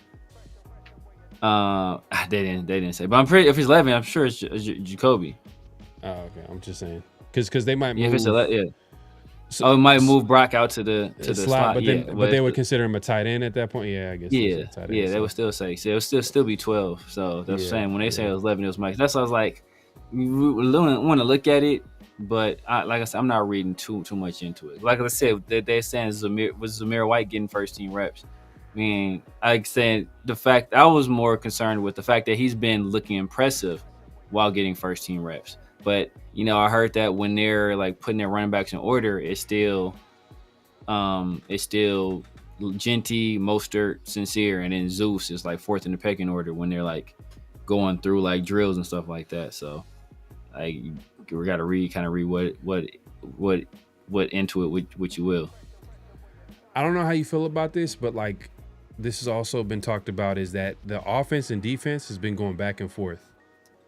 This time last year, I mean, you could probably argue the last couple of years, the defense has been dominating the team.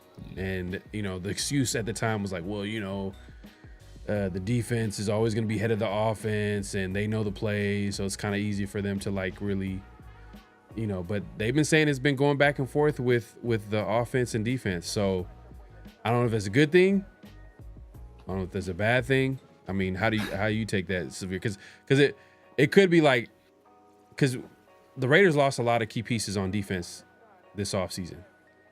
They got a lot of new pieces. We lost Christian Wilkins at defensive tackle, who we only have for 5 games. I understand, but what was the strength of the defense going? Last couple seasons we've been talking about the defensive line, right? Especially with Christian Wilkins, Coons. We're not going to be able to see that. It still might be a strength, but it's just going to be a lot more question marks. Yeah. And then we get to the cornerback room, it's a lot more like there's gonna be new starters. Bro, the Cameron Richardson.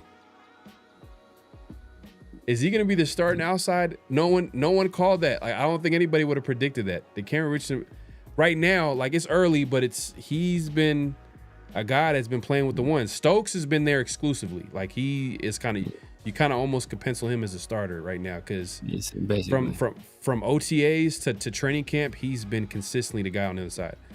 But the Cameron Richardson has last couple of days, he's making a case. Darian Porter obviously was a guy that was on the starter on the other side. He's a rookie. Richardson's kind of got in there, gotten some time with the ones. Is there a possibility like he'll be the starting outside corner? Yeah, there's a possibility. I mean, I think he's had 2 really good days back to back, with pads on. So there's always a chance. He has the requisite, traits that Pete Carroll looks for in his corners. He likes those long armed, long limbed corners that have speed and some physicality. And DCAM, he's been showing that. And if you think back to even last year in camp, I want to say DCAM. Remember, like last year we were talking about DCAM and Jacorian last offseason were 2 guys that were both like impressing the coaching staff. So I can definitely see DeCamerion kind of coming in and usurping Darren Porter, who had been essentially penciled in as the starter opposite of Stokes, and taking that job. Especially, he does have an actual year of NFL experience under his belt.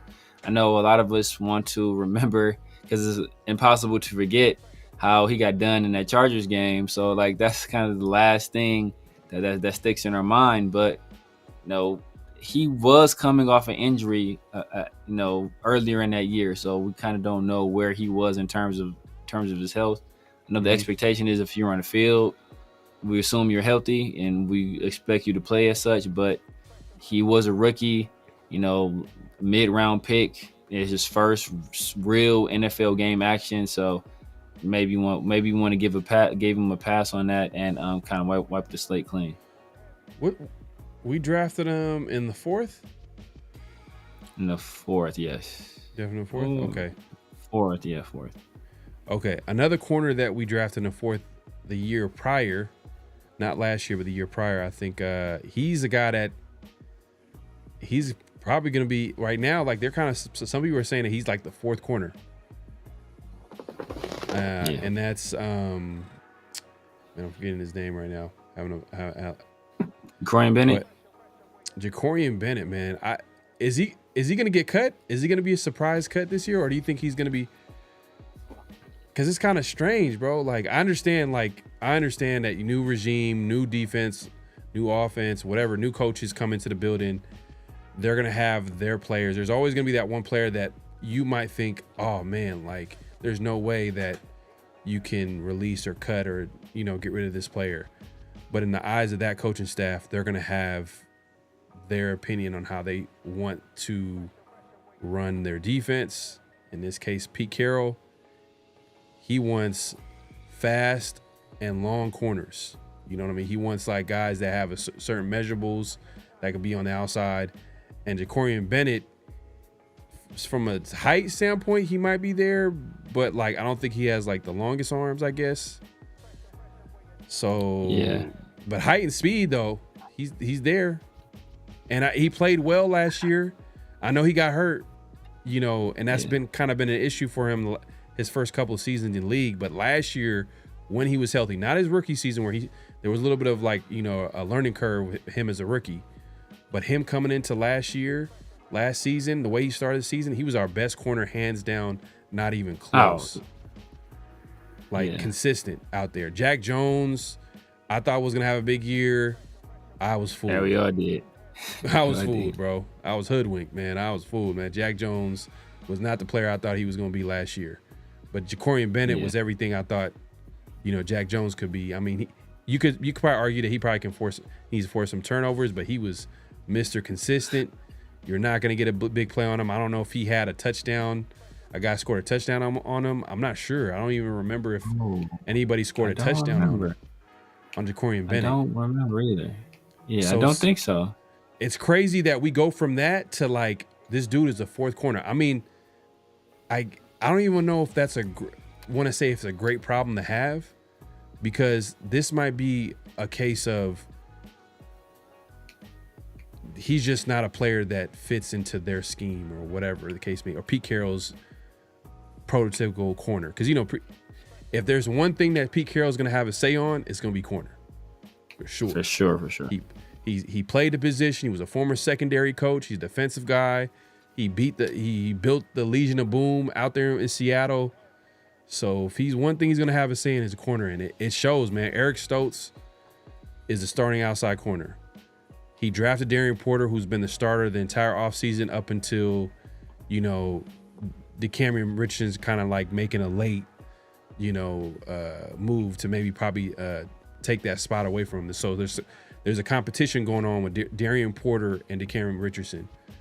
Do you feel like Jacorian Bennett is going to be a guy that's going to get cut, maybe traded? I mean, it's a possibility. You think about it, because not only did Darian Porter pass him up, we already talked about Eric Stokes passed him up. DeCamerion Richardson has seemingly passed him up. They had a guy that we signed a day or two before camp, a safety, JT Woods out there playing corner ahead of Jacorian. So, and it's not a situation where, hey, we saw it where, we were rotating players at a certain position. Eric Stokes has been a stalwart on one side. And then we saw if Darian Porter was a starter opposite of Stokes.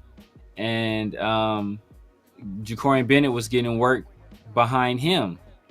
But then when DCAM started getting work with the first team, JB got demoted to the third team, so he's behind DCam and behind Darian Porter at that point. And then you look at it, like we talk about his measurables. Well, he does have the speed, like he's only 5'10". So like you look at a guy like Caillou Blue Kelly, that guy, I think he's a little bit taller. He has a longer arm. Sam Webb, I think he's taller. He has a longer arms. I'm not sure what Greedy Vance's measurables are, but he's a guy that's been making plays in camp.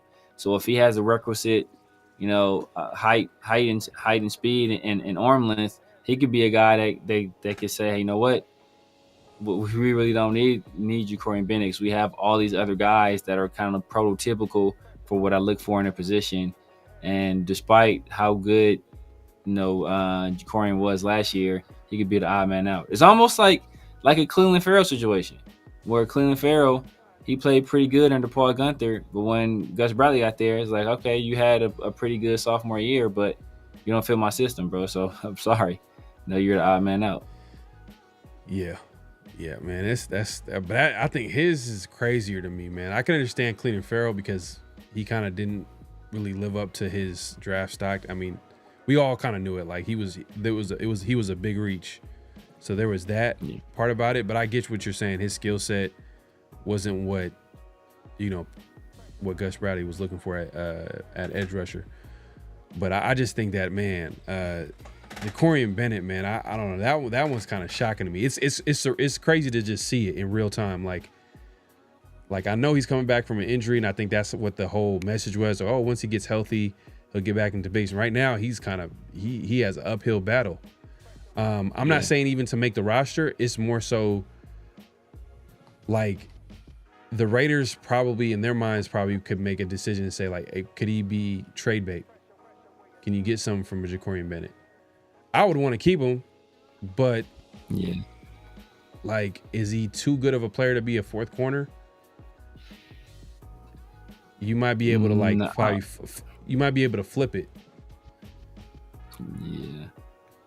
It depends on what you can get for him, because it's a situation where is him being on the team worth more than whatever pick you can get. Then also a situation where if teams have the feeling that you're going to cut him, they'll just wait you out. They won't give you anything. They'll just like, we'll just let you cut him. Especially a team that's like high on the waiver wire. If they're like, top 5 or so in the waiver wire, like, why are you going? Because he's not a vested veteran yet. So he doesn't just go to free agency. He goes through waivers, like similar to Jack Jones did when he was released by the Patriots. So he can't just go to automatically to whatever team he wants. He has to clear those waivers first. So if a team is high on the waiver wire, like, bro, why are we going to trade with them? Like, we're fourth in the waiver order, and the 3 teams ahead of us, we don't see them taking corner. So hey, we're good. We're gonna snag them as soon as you release them and not give you anything. But I think corner is like one of those premium positions where, like, if you feel like there's a young player on a rookie deal who you can pick up and, has some potential to start for you, hey, man, what would it look like? A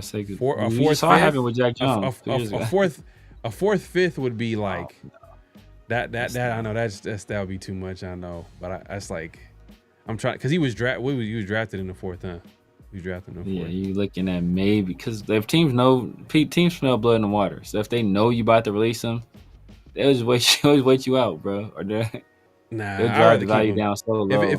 If it's a 6th round pick, I'd rather keep him. If it's a 6th round pick, I'd rather keep him at that point. Unless you just have no plan. Unless you like have no plan to use him at all. It's like you just know, like, he ain't. I'm not used. Because remember, they talked to the secondary coach. I want to say Robertson. I want to say at one point, and they were asking about Ja'Cory, and he was like, you know what?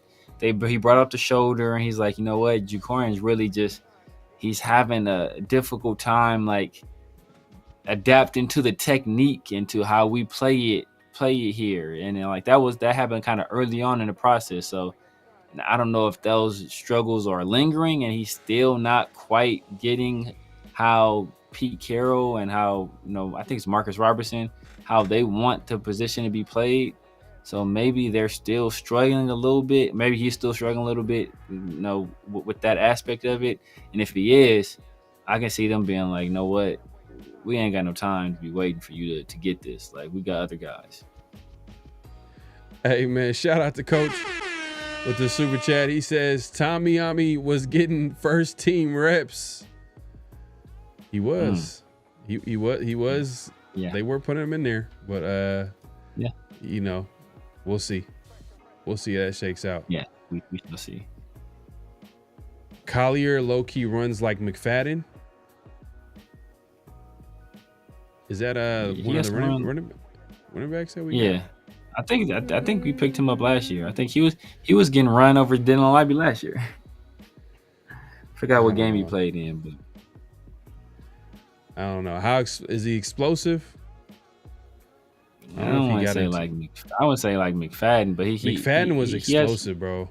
McFadden when he used to run, when McFadden used to run, it didn't look like he was running it fast, but he was just breaking away from players. Everybody. Like it's kind of similar to like Henry Ruggs. Henry Ruggs doesn't seem like he's running fast, but you just notice like, damn, like they're not getting closer to him. He's actually breaking away from him. Exactly. That's how you know you fast. That's fast. Like, you just don't. You don't even look like you're running fast. Effortless.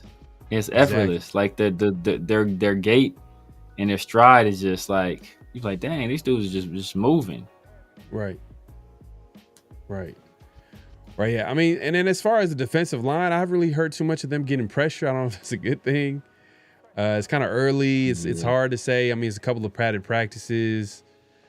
And on top of that too, plays that would have been like that were touchdowns or throws would have probably been sacks. Exactly. In a real game. So it's kind of hard to judge that from that standpoint. Even the offensive line, I know the pads were on, but it's kind of hard to judge. But those are kind of like the biggest things that we've heard from like training camp is like obviously linebacker, the improved linebacker play. For like the depth at linebacker is kind of like, all right, it looks like it could be at least average. Yeah. Out there. At first we were like, man, how do we even get to that average just to be average? Now it's like, all right, we it looks like there might be some potential there. Corner, there's also some potential there too as well. I want to see how it looks like. Pete Carroll, his history was kind of setting up, putting together like cornerback rooms. That's going to be interesting to see play out. And then also defensive tackle too. I think a lot of people have been talking about who's going to be the replacement. And that's going to be something that we have to keep an eye on and see how that works out. I think that's maybe preseason. We'll see our first look at that at least. I mean, I know there's going to be more practices, more padded practices. Especially, I think the big one is going to be, I think the pregame to the season will be the joint practice. Pregame dresser for the season will be the joint practice against the 49ers. I think we have a joint practice. So that's probably going to be them kind of like going at, full speed, whatever. I don't know if they're going to be tackling to the ground though. I'm not sure, but it's going to be physical for sure. Physical, and then you're going to go against guys that you haven't been going against entire training camp. So we'll see how that shakes out. That being said, if you haven't already, make sure to clock in. Hit that like button, hit that subscribe button, hit that notification bell. We appreciate everybody coming through and supporting. Just simply, hey man, if you haven't already, just hit that like button, man. This is really simple. As we like to say, clock in. Just clock in. And if your first time, watching us, we're going live on both our channels, so make sure to subscribe to both channels. That being said, let's move it along, man. It's that time, man. It is that time, man. And man, shout out to the coach, man. Appreciate the super chat. But it's that time, man. It's 69 offense. He was giving them the business. It's flag on the play. This is where we talk about certain things in the news, NFL news, Raider news, that what we have an issue with. Severe, if you want to lead the way on the first flag. Yeah, there were so many flags we could have chose from. So many. Like, I mean, there's so many for sure. Yep. Oh my God, there's so many. But repeat offender, Aaron Rodgers. Aaron Rodgers was out playing golf, and a young fan tossed him a football, obviously looking for an autograph. And what Aaron Rodgers did next, I think it shocked everybody. Yeah, let me give me just a second. I'm gonna pull it up real quick. If you want to hit up the chat real quick, I'm about to set it up. Yes, sir. Yes, sir. Yes, sir. Looks like Alex said Gritty Vance is smaller. He's 5'9". Okay, so I didn't know he was that small. I mean, I wasn't expecting much out of Gritty Vance. Yeah. If you want to talk about Gritty Vance, because that's a guy that we didn't talk about that can possibly this. Yeah. Yeah. Do you see some potential there to be a starter? I brought him up a little bit. He's a guy. He is a nickel. He does have some experience playing nickel. So I can see him, maybe playing that role a little bit. But as we've been kind of hearing, like he's more of a guy that's I think you were saying that like nickel corners are kind of an afterthought. They're like looking at more so that big nickel position where we have the extra safety out there. Mm-hmm. They're kind of deploying that a little bit more. So he's a guy. I mean, I can see him making a roster. He for sure making a practice squad. He's a UDFA, so I'm not sure. A whole bunch of people will be clamoring to sign him to their 53. So if he's not going to be on the 53-man roster immediately, his best course of action would be just to sign here in the practice squad. So I definitely can see the Raiders bringing him back to the practice squad and seeing if he continues to develop, maybe even he may even just replace Darnay Holmes. The Raiders may just say, you know what, we don't even need Darnay Holmes on the team since we're not going to be using nickel corners that often anyway. We're going to kind of go with these other coverage units. Why not just go with the young guy and let that guy kind of get his lumps? So I can see that happening. I like that, man, because I feel like there's a little bit more potential there. Develop a guy. You know what I mean? You kind of know what you're going to get with Darnay Holmes. So if he, and I think the Raiders kind of have a plan to kind of help a young guy develop, especially because the entire offseason they've kind of been using Jeremy Chin in the slot. They've been finding ways to figure out ways to stop, to put the right guys in the right places. And I think with a young guy like that, like you're saying, I think there's just more potential. That being said, let's get back to flag on the play, man. Aaron Rodgers, man. This dude, man, is just he knows what he's doing at this point. But here's the clip, man. The kid is excited. Aaron Rodgers is golfing right here. He's somewhere over here. You're gonna see in a second. Let me go ahead and play the clip. He's excited. He's looking back. He's throwing the ball. He throws it right at Aaron Rodgers or where he's at, somewhere in the bunker.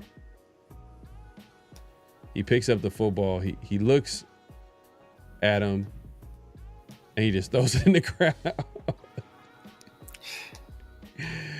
This dude, Aaron Rodgers, man, he can't help himself. That dude is just a jackass, bro. He just can't help being the biggest jackass in the NFL. Yeah.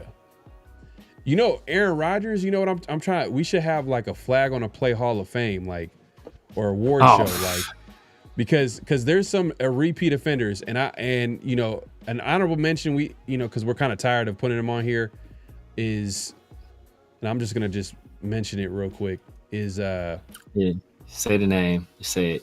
It's you already know who it is, man. It's Devontae Adams. 17. They'll say 7. Call him 17. Yeah, 17, whatever you want to call it. He's out there in the news acting like they're basically talking about him kind of like playing with Jimmy G and how like who would have thought that, and I'm sure they're implying because the documentary where he was just like basically taking shots at Jimmy G at quarterback. And now fast forward, the way things work out, he's playing with Jimmy G at quarterback because Matt Stafford is hurt right now. And he's trying to act like, oh, it's water under the bridge. It had more to do with the Raiders. more than the player. I'm like, get your ass out of here, bro. You're basically calling him trash, man. Yeah. You're calling him trash. You're just trying. No one believes you. No one believes you. But it was an honorable mention thrown out there. But the reason why I brought this up is because I think Devontae would be up there in the Hall of Fame of flags on a play. Oh, Aaron Rodgers would be up there a Hall little of bit. Fame, Devontae Adams, Aaron Hall of Fame. Rodgers, Devontae Adams, Travis Hunter. Travis Hunter. Oh my God, yeah. Travis Hunter. Mike Lombardi too. Mike Lombardi definitely. Mark Lombardi, he's also honorable mention because Charles Woodson the other day was on Marshawn Lynch's podcast, and he was talking about how like the reason why he left the Raiders. He talked about like it was back-to-back years with franchise tag. That third year came up, and Mike Lombardi made a comment saying that there's no value in bringing back Charles Woodson. And Charles was like, damn, like that's cold-blooded. Yeah. He was like, that's cold-blooded, man. He's like, there was no reason for me to even continue a conversation. Like, fast forward, you know, he went to the, you know, Green Bay Packers, won a Super Bowl, Defensive Player of the Year, kind of built a lot of his Hall of Fame resume with the Packers, you know, in his prime. But it's, man, flag on a play on Mike Lombardi for sure. That's an honorable mention, but that was a big flag for sure. And I think Mike Lombardi is definitely, I think Mike Lombardi might have a case to win like the biggest flag, the Flag Hall of Fame awards. You know, I think he might have a case because when he talks about the Raiders, I get mad. Like I don't think there's any way where he talks about the Raiders and it's like a positive. It's just a lot of anger, resentment. It's just, I don't know. He has never has anything good to say about the Raiders at all. Man, even more so now because he got fired and his got fired from us. Al Davis fired him, and Mark Davis fired his son. So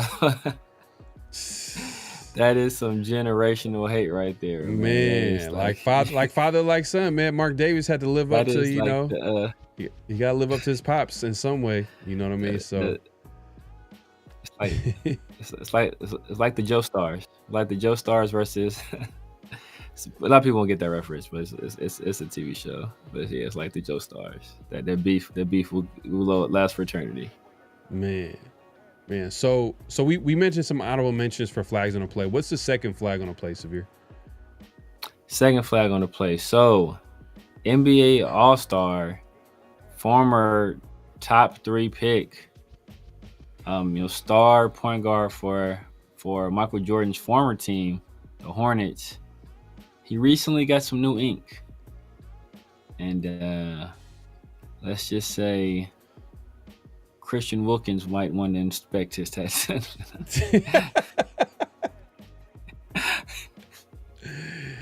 Man, what is going on, man? This is a huge flag on a play right here. Like, what is going on? Like, why? I don't understand it. I don't understand this. I don't understand it either. And it does, whoever wrote this right here gave Melo the hot Cheetos. Yeah, for sure. This looks like yeah, man, flag on a play. I can't even put it on the screen for this long, man. It's disgusting. But flag on a play, a flag on a play on Lonzo Ball. I don't know. Hey, NBA players, they got unlimited feels like, you know, money where they can get all types of tattoos and stuff like that and no care in the world. On your, your toes, though? That's wild. Yeah. Who even gonna see that? Yeah. I don't wear open toe shoes. That's like yeah, I don't but why would you put a tattoo on your foot? Yeah, man. I might have a controversial take on when it comes to tattoos, so I'm gonna stay out of this one. But on the toes, though, that's a little too much. Especially the hot Cheeto tattoo, man. That's wild, bro. Yeah, that's wild, man. So flag on a play on LaMelo Ball, man. He took it this week, man. He took it this week as LaMelo Ball and like, man, we had so many honorable mentions, man. We had so many flags on the play. Aaron Rodgers. Aaron Rodgers, obviously. Yeah, that one was kind of ruthless. It was little kid was like, damn, like he was basically, he was a kid. I can see it was a grown man that did it. Okay, I can't get. He did it to a grown man, and a grown man that was a huge fan. You know, so yeah. But I'm saying like he took the kid through the ball. Like the kid's out of a ball. Like that was my ball. Okay, like at least had the decency to throw it back. Like it's great. Yeah. You'd have made that kid's whole life. You said go ahead. Now, see, he would have made that kid's whole life. Like that would have been a moment that kid never forgot. Like I caught a pass from Aaron Rodgers. Yeah, but he's like a natural asshole though. Like he knows what he's doing. He's like he probably laughs at this later on. Like, man, you see that kid's reaction? Oh, that was hilarious. Exactly. Oh yeah, it's ruthless. That's just entertainment when he's doing ayahuasca. Yeah, whatever he be doing, man. Yeah. But that being said, man, if you haven't already, make sure to clock in, hit that like button, hit that subscribe button, hit that notification bell. We appreciate everybody coming through. So man, just do us a favor, man. Just clock in, as we like to say on this channel, and hit that like button, man. Appreciate everybody coming through, man. Yeah, and then let's move it along, man. Let's not waste any time. We got notable quotables. Notable quotes are quotes that we find interesting that we want to talk about. And I'm gonna go ahead and set up the first quote. If you want to give the intro. We sticking with the same ones or? I guess we kind of talked about it. I just sent one. I sent one right now. Okay. I sent one right now. Okay. Jonah. Yep. All right. You want to start with that one? Yeah. We'll start with that one. There's been a lot of talk about Christian Wilkins, obviously, but the guy who is going to be replacing Christian Wilkins is a guy that is a local to the Vegas area. It's a very, very big moment for him being able to play for your hometown team, especially for growing up. That place never had a team, and he was asked a question about what it means to play for the Raiders and be in that community, and I think he gave a great answer. Let me go ahead and play this clip. Yeah, big Lil Bosco. You know what that is? Like, anybody ever seen the movie The Incredibles? I like The Incredibles was always like shitting on that little kid. He grew up to be a supervillain. That's gonna be that little boy. Is it for you to kind of reinvest in the community that brought you up, but also to gather your own experience from every resource around that you can as you develop? I think it's really cool. The Raiders have a really great community engagement team. Shout out Piper and all of them. I tell them all the time, whenever you need me, I'm gonna be there for any community event, and then vice versa. Like, I asked for them to provide, like, they got me some drawstring backpacks for when I had my kids camp out here in my high school. It's really cool to be able to pour into the community, because when I was that age, there wasn't really that many people from Vegas that, and we didn't have a team here. And now that we have the team here, being able to go show those kids that I'm a Vegas kid, I was in your guys' shoes. I remember being in this crazy city growing up, and people coming in town always wanting to go to the Fremont Street in the Strip, and you always got to go when you don't even want to. For like the 8th time, seeing the same thing, same people on the street sitting there. But growing up, I understand how that is, and to be able to be kind of like a symbol for the kids, it's crazy, because I talked to my mom about it. She's explaining it to me. These kids look up to you, and I just think I'm still like just regular me. I'm going into my 2nd year. I was just a rookie. I was just the one carrying the helmets from practice, everybody's helmets together, putting them on my head, holding like 4 helmets in each hand, going into the locker room. But I'm thinking I'm just regular old Jonah. But to these kids, it means a lot, and I could put in my perspective, because when I was their age, I had DJ Campbell, Brandon Marshall. They came and talked to us. Those guys and went to high school. Brandon Marshall went to my high school, and then DJ Campbell, he came to my middle school and talked to us. He's a Vegas kid as well. He's now coaching at my old high school, and that impact that they left on me, it meant the world to me, because I remember them to this day, like from when I was a kid. Even if they didn't do anything else after football or after they came and talked to us, I remember that interaction for the rest of my life. I thought it was super cool. Being able to see people, that I thought was cool. Like, I wanted to play football ever since I was a kid, and being able to see them in person, hear them talk to us, and, just show that it's possible. And for me to be able to do that, it means so much to me, and it's super cool. And I'm going to continue to do things for the community. If y'all got any community things out here that you want me to do, I'll come do it, show face, because, Vegas is my family. This is where I'm from.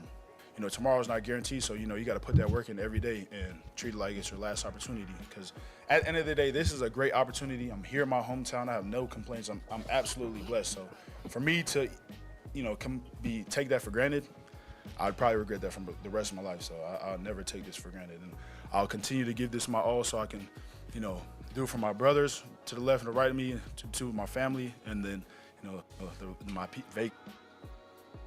Yeah, that's what's up, man. You seem like a good dude, man. Good dude. And he's grounded too. Like, he's saying all the right things, but I think I believe what he's saying. Like, I believe that he's thankful that he's playing in front of his family, his city. You know what I mean? I'm not sure if he grew up a Raider fan, but it doesn't really matter. Like, he's in the city that he grew up in, and he's able to play in front of his whole family's city, and he's able to give back to the community that he grew up in. And the fact that he made that reference to all those, NFL players, or the couple of NFL players that he was able to meet, and the impact that he had, and he was able to like think about that, and like that's gonna motivate him to do. I think that was dope, man. Seemed like a good dude. Yeah. No, facts. And there's a heavy Polynesian community in Vegas. So just having a guy like him, who's from that community, like represent and expected to play a pretty vital role on the team that is now in that city. I just think that's huge. That's huge for those kids, and what that's going to do. I know we always talk about, we complain about not the games not selling out, and other teams basically it's being a home game for those other teams, but that's going to build up that fan base and in that community, and that's going to send reverberations throughout the Vegas area, because anybody that's lived around Polynesians, they know like they are some of the most passionate fans like in the world. Like just going to these like Pee Wee football games, you see like when like their teams are like from that community, like they show up in droves, and they show up and they show out, and they give their like full throat of support, and they're extremely passionate. They really, really care. So just to have a guy like that be that role model for that kid, and to represent that community for a team in that city, I think that's huge. Yeah, that's dope, man. Respect to Jonah Alu, man, and he's gonna be a guy that's gonna be factored in that starting D tackles. Is he gonna be the starter opposite Adam Butler? I think everybody's kind of been talking about him kind of being the early favorite. Obviously we heard Tyree is probably gonna be factored into that, but I don't know if it's gonna be Tyree's gonna be there full time, but more so like in certain situations. But we'll see, man. Hey, Gritty Vance, I'm trying to think. Like, I know that Pete Carroll has it. Yeah, he's UDFA. But what I'm saying is that like I know that Pete Carroll, like, he likes a certain type of corner as far as like height and length and all that type of stuff, right? Does that the same? Does he like? Because I got to look into this. Is this the same corner, same nickel? Are his nickels the same as his outside corner? And what he's looking for? Not all the time, but he did have some tall nickel corners too, though. But not all the time. You think about like Devin Weatherspoon played in the nickel a lot in Seattle. Kobe Bryant played in the nickel. Both of those guys are like 5'10-ish, 5'11-ish. So I don't think it's quite as strict. That's why one would hope that Jacorian Bennett could insert himself in that competition, because that would be like ideal. If he can insert himself into the nickel competition, like that will be perfect, because then you can really have like your three like best guys out there. But it just seems like Jacorian's not catching on fast enough, so he's not doing enough to assert himself in any competition at this point. Yeah, I've seen people in the chat talk about Jacorian Bennett, saying that Part of the reason is that he's not a good tackler, and you don't want your nickel corner to not be a good tackler because he's going to have that ability to stop the run. And, hey, I agree, Bosco. You're right. I think the love for JB is distracting us from reality. He's a good corner, but he just doesn't fit the system. Yeah. Yeah, that's pretty much what it is, man. Yeah, and I just can't support Greedy Vance. He's from SC. I can't support nobody. Yes, you can't support him. Can't support him, man. Sorry, bro. That's funny, bro. Facts. I feel there's a scouting staff at GM looking the chops for JB. We just don't have no leverage with his value, but potential through the roof because he proved he can play. That's Facts. He was, man, when he was on the field last year, he was balling. But in this situation where he don't fit the system, some new people come in, new regime. That's why we always talk about like this turnover. Like it has to stop because you lose good play. You think about that. You find a gem late in the draft that could turn into like a very good corner. And then because you change regimes, like you essentially lose out on that guy. Like that's crazy. Yeah. Let's move on to the second notable quotable. Are we rolling with Pete Carroll? Well, I just sent you something because we kind of talked about it before. So I sent you something else. Yeah. Okay. Yeah, we did talk about so the Pete Carroll quote, just to let people know, was his quote about linebackers. He kind of led it by saying, Devin White is back and he seemed pretty excited about the linebacker group. So, and this one is from Jack Besh. Yeah, Jack Besh. Yeah. Here we go. Yeah, Jack Besh. No, go ahead. You can play it. Why? Oh, it's been amazing. Gino's a real vet. This season, I think 13 for him. He's seen every coverage over like 1,000, 2,000 times. He knows so much what he's doing. He's so comfortable in his skin out there doing what he does. So just being able to just learn from him, understand what he's seeing to help us get better in our route, to help us, just little things, outside leverage. They're trying to play the outside, push you in, probably cover one, vice versa with cover two. Just little things that he can pick out so quickly and easily that he can just feed onto us to let us know to help this whole machine just run a little better. And he's a real leader too. You know what I mean? Like on and off that field, in the building. He's a true leader, and I really appreciate everything Gino's been doing for not only me but the team and for the whole organization. Hey, right off the bat, when I hear Jack Besh talk, I could tell. Country.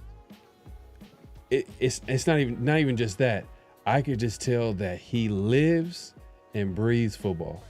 Like I know that like he is football like 100%. Like so, and those I ain't gonna lie, as a fan just watching the game, those are the type of players I like watching playing because they're gonna put in all types of work into their crafts. You know what I mean? Like we could talk about like all the great players who basically reflected that. Like the Peyton Mannings, like the reason why like a lot of people who were fans of Peyton Manning was the dude was like a student of the game, man. Like that's all he did. He was football, and you could take that for any sport, like basketball, like we already know all the names that we can think of. Number one for me, obviously, is Kobe.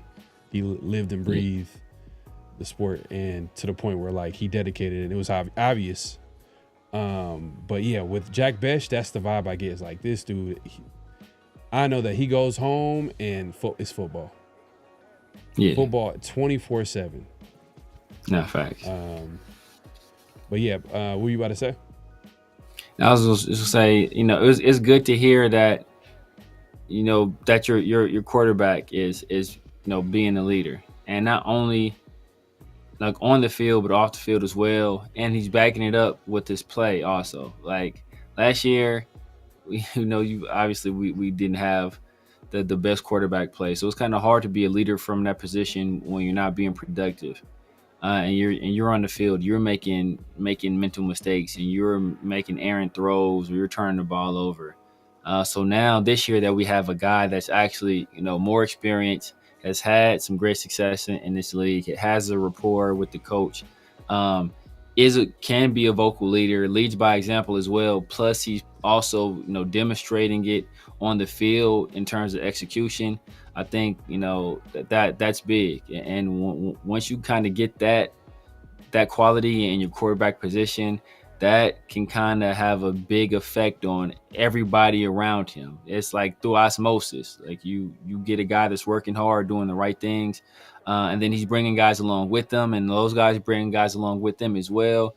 And now you're all kind of moving in one direction. So it's good to hear that Geno is having that kind of interaction with his receivers, especially a rookie receiver that has started out mini camp and the beginning of training camp kind of struggling.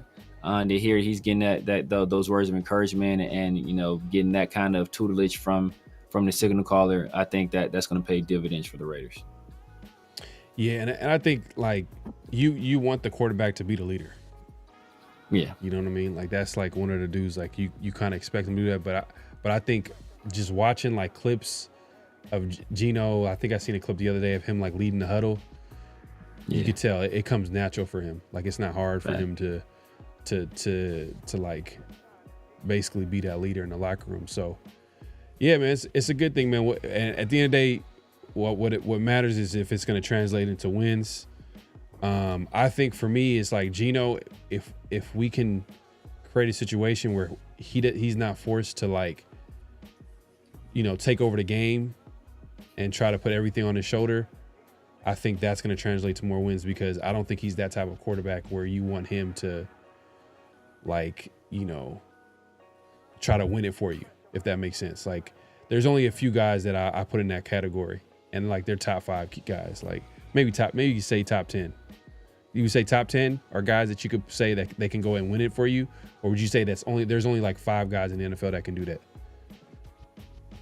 Like when I say win it for you, I mean you're in a shootout or you're in a situation where you can't run the football and it's all on the pass game to take over and win the game. Or, it's at the end of the game. Like there's only certain quarterbacks, in my opinion, that have that ability. Yeah. It's only certain ones. I wouldn't even necessarily say top 10. 5? There's certain like ones. It's like 5 QBs. Would you say 5? Yeah, 5 to 7-ish, 5 to 7-ish in that range. Because 5 to 7-ish. Because JD5, you got to put JD5 up there after what he did last year. Like it's small sample size, but yeah, it's just 1 year. But that's an easy one to project though, for sure. Yeah. Obviously, Patrick Mahomes is like, without a doubt, like he don't need a run Lamar, game. He'll figure it out. Lamar, he'll create his run game. He'll just use his legs, use his arm. He'll figure it out. Yeah, Josh Allen, same thing. Joe Burrow. Then you got JD5 at that point. And then you got a lot of maybes. Well, you can say though, last year did the Commanders, did they have a run game? Not really. I think it was him. It was him. It was him. Right. So JD5's up there. I'm trying to think some other people. I know I'm missing some people. Did CJ Stroud drop out of your top 10, or is he still in your top 10? It's still in my top 10, but he's not a guy I would say, based on what he did last year, I would say, he can just will you to a win by himself. Because he had a down year last year, and he wasn't great. He wasn't great in red zone last year either. So it's like he kind of dropped down.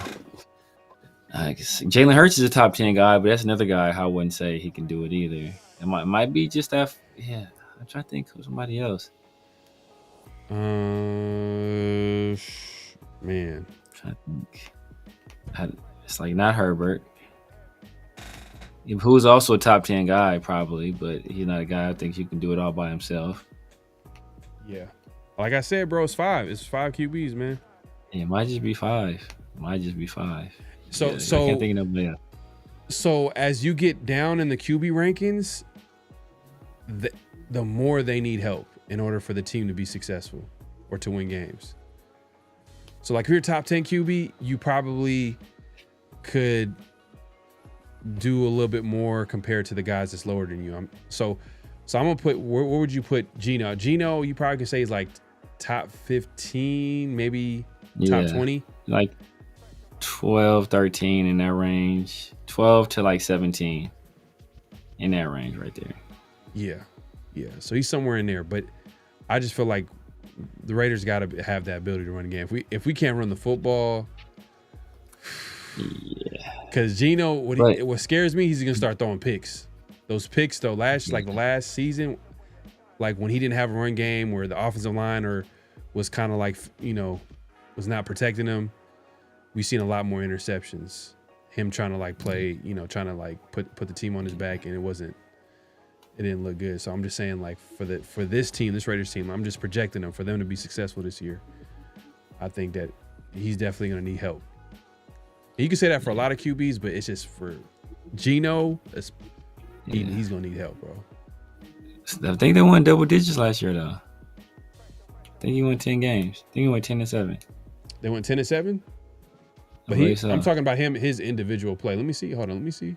Because they're one of the worst rushing. I mean, he was one of the worst rushing teams in the league. Like, I think like 27th or something like that in rushing. Oof, damn. Let me see. Seattle Seahawks 2024.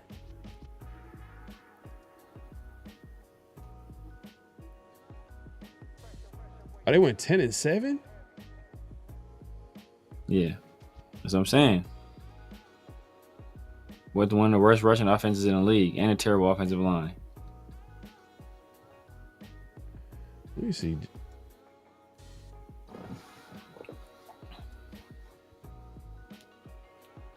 Well, he got help in other ways though. Maybe defensively, he threw for a bunch of yards, but he just wasn't great in the red zone. Let me see.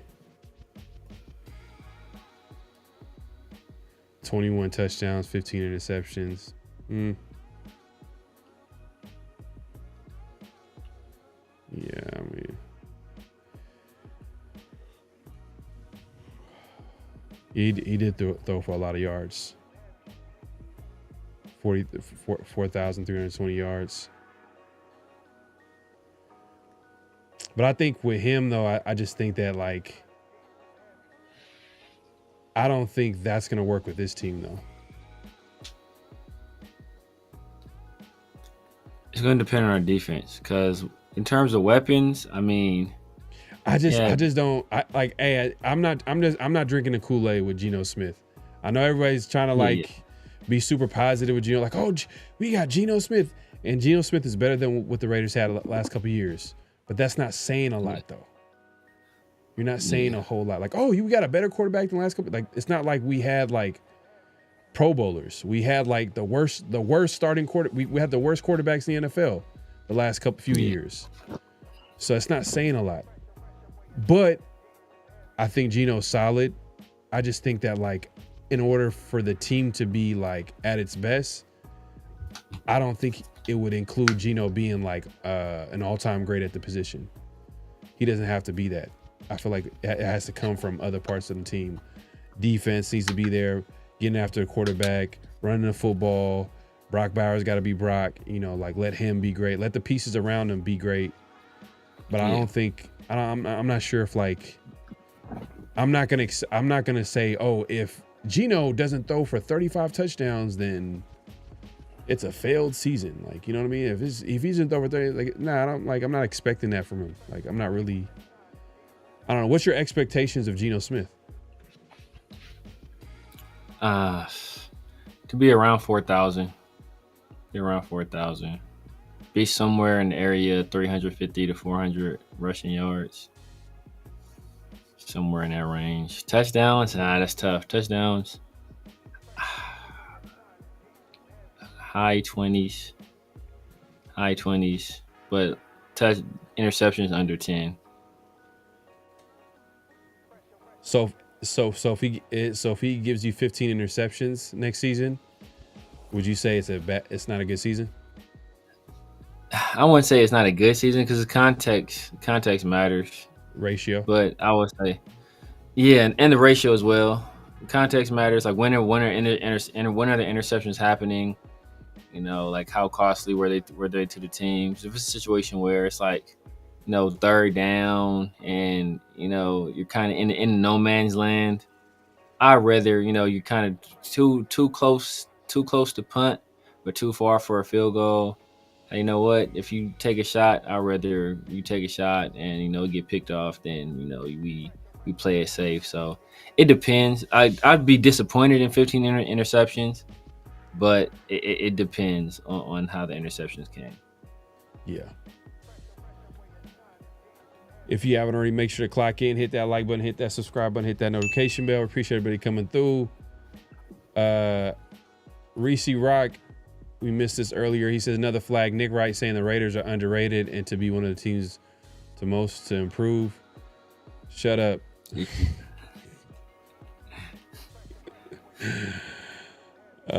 Keep my Raiders out your mouth. Yeah, he's a Chiefs fan, huh? He's a big time Chiefs fan. He's a super Chiefs fan.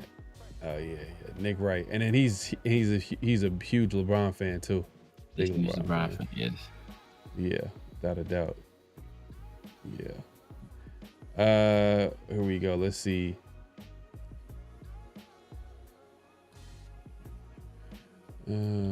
Still every kid's. Yeah, I gotta catch up in the chat, man. Appreciate everybody coming through.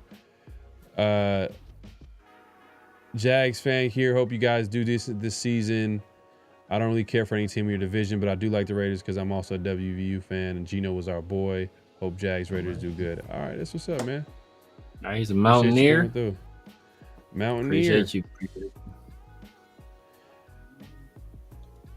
Yeah, man, that's dope, man. Jack Best, my his brother, makes me root for him. I feel bad for whatever DB that lines up. Yeah. But you could just tell, like, when I talk, like, you hear Jack Best talk, it's just the way he talks. I'm like, man, I could tell that you live and breathe football. Like, it's just, there's a certain, I don't know. There's something about Jack Best you can just, like, you could tell. And it's not just Jack Best. There's certain people that give you that vibe. Like Jim Harbaugh. I can tell he lives and breathes football. Like, lives and breathes football. I don't think he has any other interests. Just straight for football. Jim Harbaugh's the same way. I was gonna say John Gruden, but John Gruden I feel like has other interests, but his passion when it comes to football is crazy. Yeah, like he'll talk about it like it's like, bro, there's nothing better than this. Like, you gotta be. You know what I'm talking about? Yeah, feeling nice. Like the way he be like, I can tell like he lives and breathes this stuff, bro. It's facts. That's PG. I think that's how PG is. I don't think PG Patrick Graham ain't watching no shows. He ain't like stamp collecting. He ain't and that's Chip Kelly too. Chip Kelly, we got both our coordinators, I think, are the same way. Like, they ain't going on no long walks. They ain't taking no hikes. They ain't got no pets. Like, all they doing is they in the lab cooking. Like, that's all they doing. They are in the lab cooking up.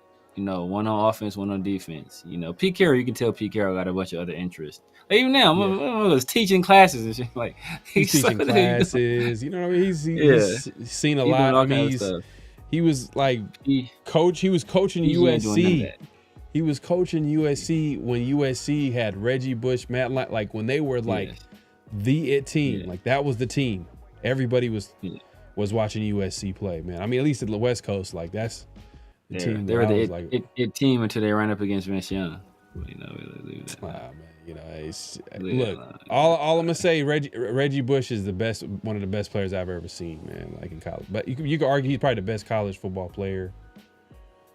Damn, I don't know. Do you give it to Cam? Is it Cam? Some people say Tim Tebow. Oh man, Cam, Tebow. I'll put Cam and Tebow over Reggie Bush. Like, put like this. Reggie Bush is my favorite. I guess Reggie Bush is my favorite. Reggie Bush is probably the most exciting. Reggie Bush to me, Reggie Bush and Vince were like the most exciting players I watched. I got to watch personally live. Like watching Vince Young play quarterback, bro. It was like it was a video game. It was a video game. But I'll say this about Cam. Cam won the national championship. Playing at Auburn, which is in the SEC. There's not a single player on his offensive line or at any skill position that played a single down of NFL football. Not one. He won the national championship coming out of the SEC without a single player on offense that played a down of professional football in the NFL. Like, that's insane. No, that's crazy. That's crazy. And that's something that like people forget. And I feel like Cam is getting a lot of for some reason people are forgetting how good Cam was. Oh, yeah. You know what I mean? Especially lately with this whole, you know, him critiquing Jalen Hurts and saying that, you know, I mean, he's making valid points. He's just talking about how like he has a lot of talent around him and stuff like that. But you know, and I see some people are like, you know, pushing back because he won Super Bowls and, you know, hey, when you win a Super Bowl like that means a lot. Bowl, yeah. And he's playing great too in the playoffs. Like he played great in the Super Bowl. Exactly. So, but I don't think he was better than Cam though. He's not better than bro. He's not better than Cam. Yeah. If you put Cam on a team, they go undefeated. Bro, they go undefeated.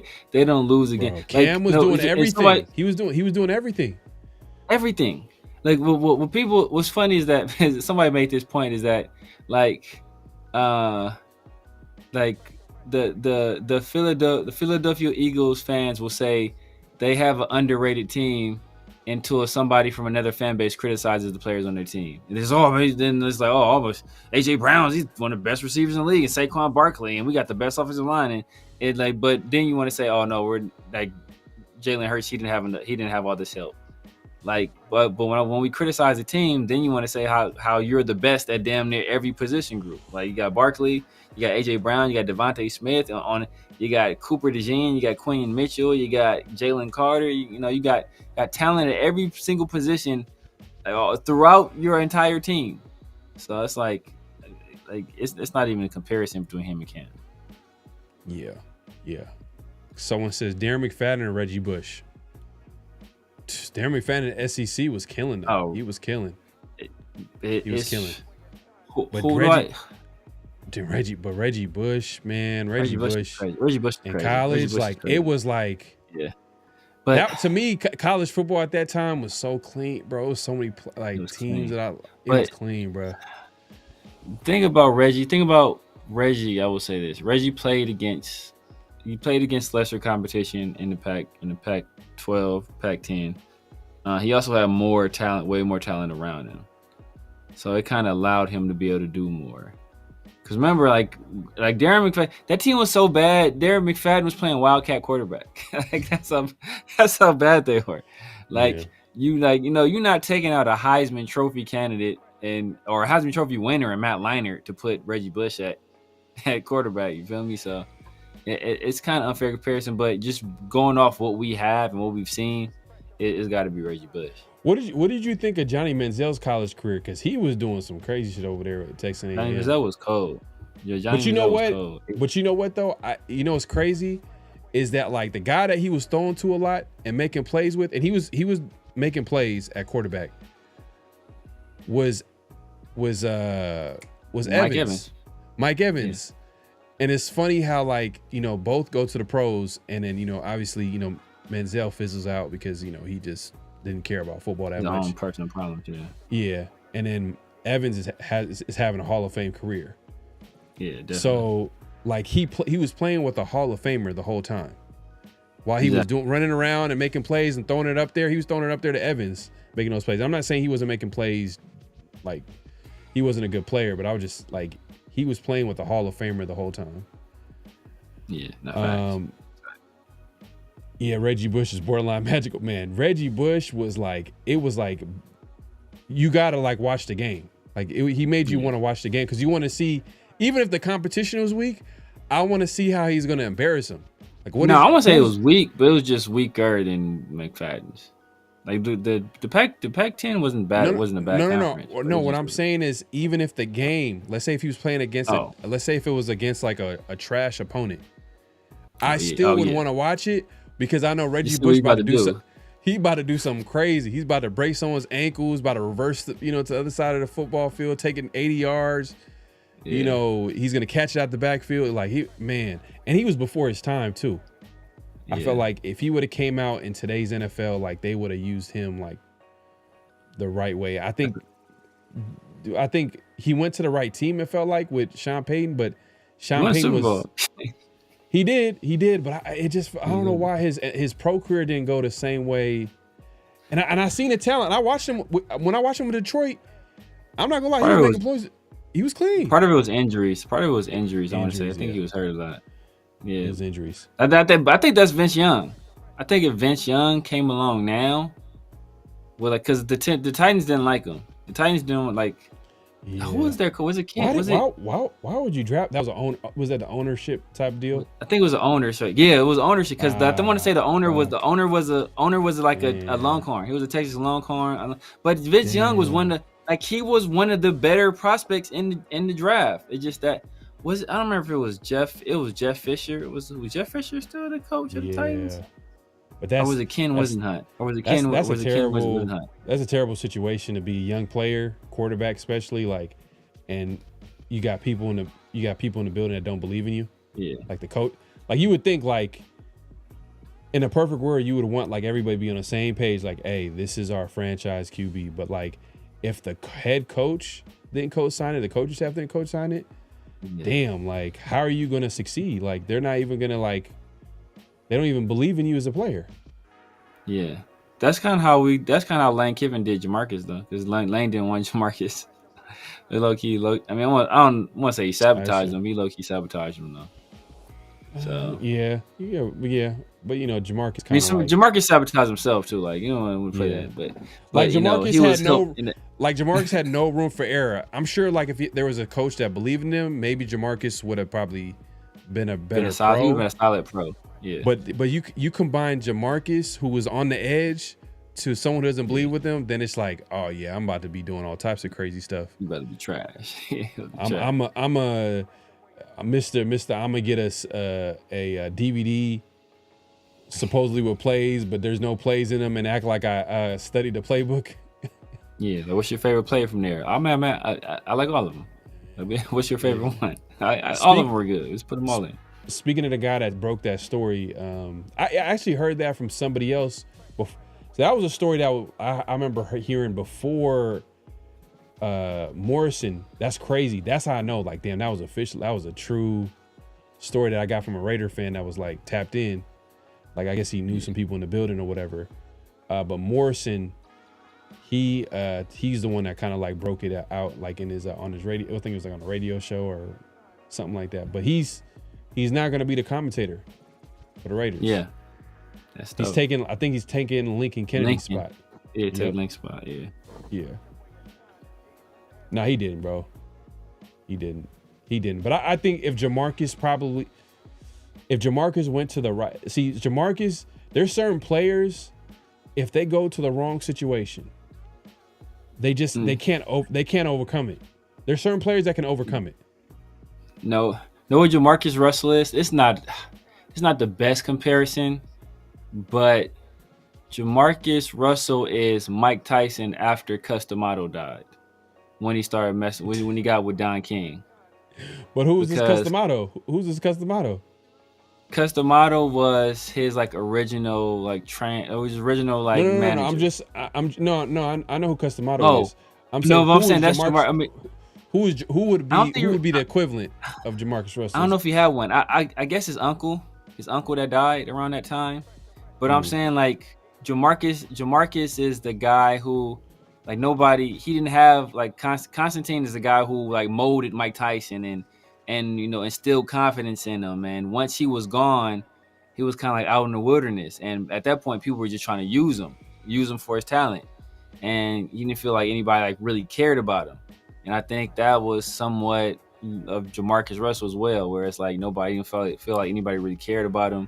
But like I said, but part of that was he played his own role as well, because he didn't do the things necessary for him to have success. Nobody's gonna cry your river, bro. You're a millionaire playing football. Like nobody's here to hold your hand. So you gotta get it out the mud, basically. But I just think that if he had more positive reinforcement early on, or like a stricter environment with somebody that's really there, like looking out for him, I think he would have been much better.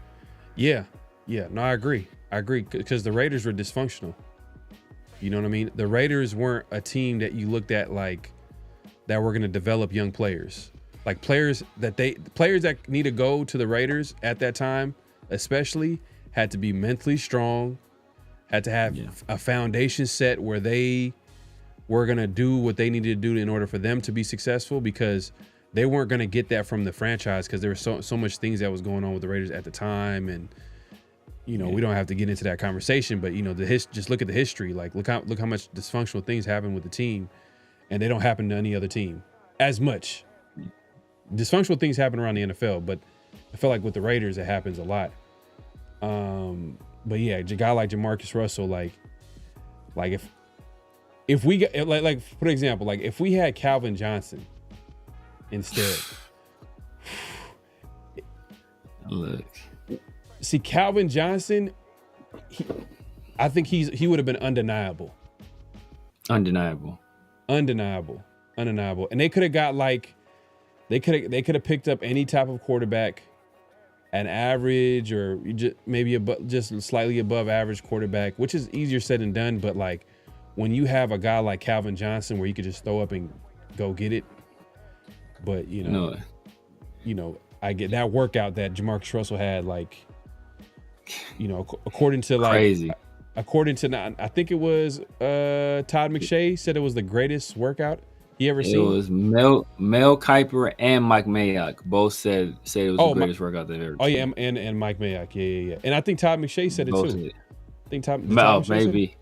I don't know. Todd McShay would have been young around that time. I feel like. Is Todd McShay? I feel. Yeah, but I know for sure. Mike Mayock said it, and Mel Kiper both said it was the greatest workout. I think they still to this day. I think they said still to this day they haven't seen one better, which is crazy. Like if we would have drafted Kelvin Johnson, he's like, well, I know you in the Marvel. He's like, it's that standouts. Like, he's inevitable. Like he was gonna be that dude regardless. No matter you put him in Cleveland. He is that dude. You put him with the Jags before, they started having their success. He's gonna no matter where you put him, he's gonna ball. Like I would have been perfectly fine watching Kelvin Johnson catch passes from Josh McCown. I'd have been cool. I'd have been fine with that for a year, and we get our quarterback the next year. I was cool with that. Shout out to Mel. He said Jeff is a known QB killer. I think he's talking about Jeff Fisher. Look at what he did at Goff. Yeah. Yeah. Well. Oh yeah. With Jeff Fisher, he was drafting the Rams. So when they moved to LA, that was was that McVay's first year in LA? That was McVay's first year. Part of the reason I want to say, because they already knew they were going to be moving. I think part of the reason, if I recall correctly, that the Rams hired Jeff Fisher, or they kept Jeff Fisher. I think he might have already been a coach. Mm-hmm. Either why they hired him or where they kept him is because he dealt with the move of the Houston Oilers to be the Tennessee Titans. So he had already had experience with that kind of move happening. So that's part of the calculation of why they wanted him to be around, because they felt he would be able to manage it. But they were terrible. Like I think they won 4 games. They got 4-12 or 2-14. Either 4-12 or 2-14, I want to say. And then the very next year, Sean McVay gets there. They're like a winning team, and they're one of the best offenses in the league. And I'm not gonna lie, if they traded down and maybe drafted like AP, Adrian Peterson. Oh my God. Adrian Peterson. Yeah, to have like just having like look, because when you're a fan of your like when you watch the team that you like, you're a fan of the team, and you have a player of that caliber, and you're watching games on Sunday, the types of like games you're gonna be watching is gonna be crazy, because the types of runs that AP had in his career, like instant Hall of Fame, bro, crazy. Like it's kind of, would you say, all right, AP or Calvin Johnson? Calvin Johnson. I understand Calvin Johnson. I'm not gonna like argue with you, but it's like AP though. It's kind of AP is crazy. AP. How many years? How many years did AP play?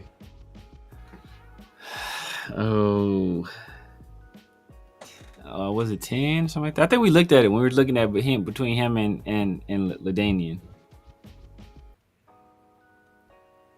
Let me see. He played more than that. He played a long ass time, but like he kept missing. He missed entire seasons, and he missed like.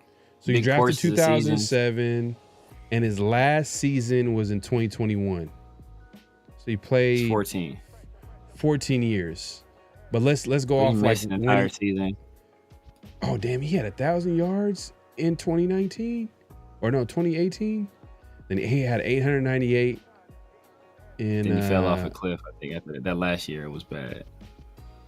Damn, he was averaging 4 yards a carry in 2019. In 2018, damn, that's like, yeah, he was. Let me see, how old was he at that time? Like, he was 34. Yeah, man, hey. Calvin, just because it's a passing league, it's like, damn, he's a one of one too. He's like you're not gonna see a lot of Calvin Johnsons. Like, probably the most physically gifted receiver in the history of the league. To be that size, that big, run that fast, jump that high, and still be able to run routes with that kind of catch radius, have those kind of hands, that kind of work ethic. Bro. Like if you hear about, like, you hear Nate Burleson talk about Calvin Johnson, bro, it's like something like out of like a fictional character, like a superhero, like a fictional character. Like everybody's partying and Calvin Johnson's like in the back, like on the treadmill, like working, like just like, yeah, I need to get these like he's talking about him like I said, like a superhero, like out of some kind of fictional novel. Let me see. Calvin Johnson, he only played like 9 year. Yeah, he didn't play that long. But I think the team that he was playing for kind of affected his situation.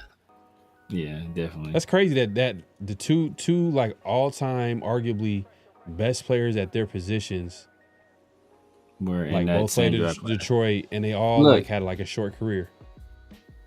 Oh yeah, talking about him and Barry. I thought you were talking about him and Adrian Peterson, because I say they're in that same draft class. You just think about it. That draft class, it was him, it was Calvin Johnson, it was Adrian Peterson. I think Patrick Willis was in that draft class too. I could be mistaken on that. Darrelle Revis for sure was in that draft class. So look at this real quick. I'm gonna share this real quick, and we about to get up out of here. So look at this real quick. So this is Calvin Johnson. Mm-hmm. Let me oh damn it. Can y'all see it? Oh damn.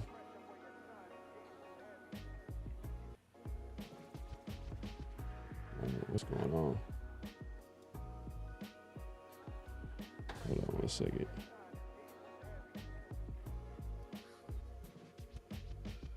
Can y'all see it? Let's see. Nah, it's not on the screen no more. Let's see. Let me gotta share screen.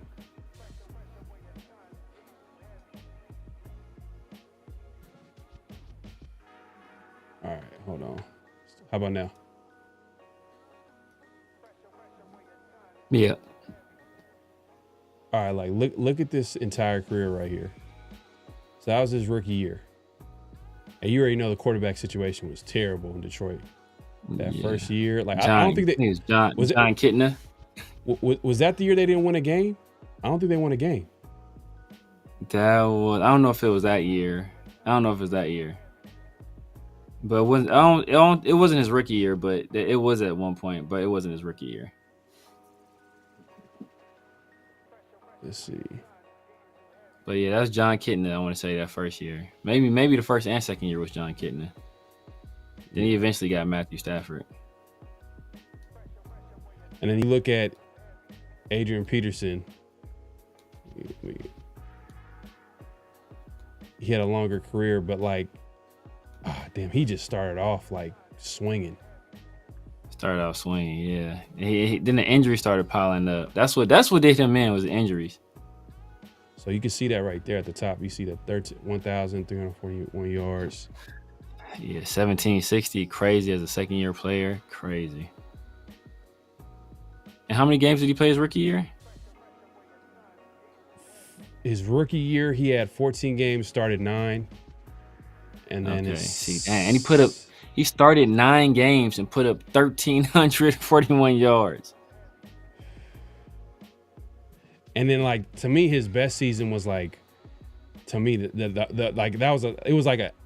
me, like, him coming, that ACL was like a stamp right there. He's first ballot Hall of Fame. Like, you come back from an ACL injury a year removed, and everybody says, like, doctors say that, like, it takes a couple years for you to get back to yourself, and you rush for like almost 2,100 yards. Could have broke the record. Yep. I remember, like, he could have broke the record, but then they already like had the playoffs in the bag. Yeah, they were done. They're in the bag, but he could have broke the record if he really wanted to. Yeah. But yeah, man, it's one of them conversations where we could keep going back and forth, man. Hey, I was gonna do the what's real, what's not, but I guess we could just. It's kind of getting late, bro. I ain't gonna lie, man. Yeah. It's getting late, man. We appreciate everybody coming through. Make sure to clock in, hit that like button, hit that subscribe button, hit that notification bell. Severe, man, let people know where they can find you, what to look forward to, all that good stuff. You guys know what it is, man. This Severe Raider here on YouTube, Snapchat, TikTok, IG, X. I said TikTok Raider, True Social, Kick, Twitch, just about everywhere. It's the Severe Raider. Holla at your boy, man, here every Tuesday with my guy PharoahNFL, the 50-50 show, and Thursday around the Shield. We should be reconvening the Raider War Room coming up this Sunday. I got 805. He's out of town right now, so we missed these past few days, but we'll be back up and running this Sunday, man. So holla at your boy. Yes, sir. Yeah, man, we'll be back here later this week, man, around the Shield.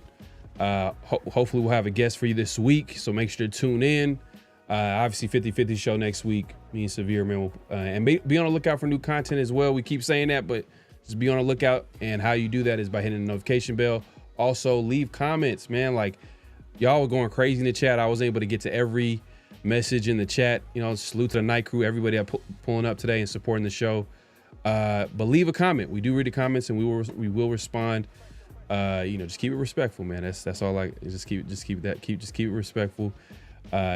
We understand, like, everybody has an opinion, and we can disagree.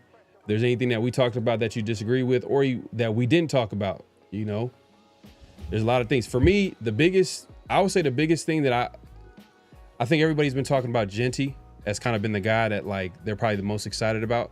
I'll look at it from this perspective. The biggest thing that I'm kind of intrigued by, excited about the Raiders is Chip Kelly.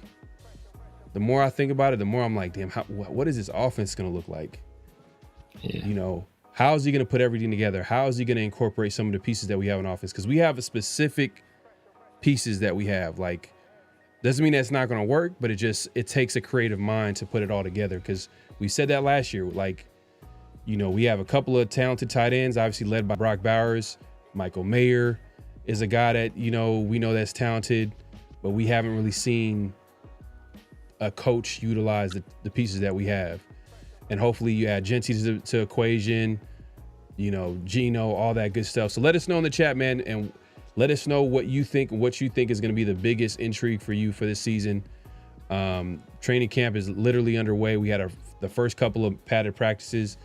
I'm sure they're going to have more soon, so make sure to tune in. We'll keep y'all updated, and we'll be back here this Thursday around the Shield, so make sure to tune in.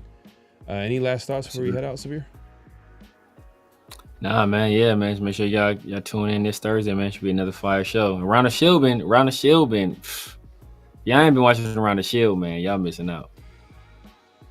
Yeah, hey, it's been great conversations, man. What I love about it is that we're able to get someone on with a different perspective and have a good conversation, no matter what it is. So it's definitely, I think, is something that you guys got to tune in and check out, especially this Thursday. Hopefully we'll have someone on, and make sure to tune in. Hit that notification bell. I'm telling y'all, that notification bell helps you, man. It reminds you when we drop new content, especially when we go live.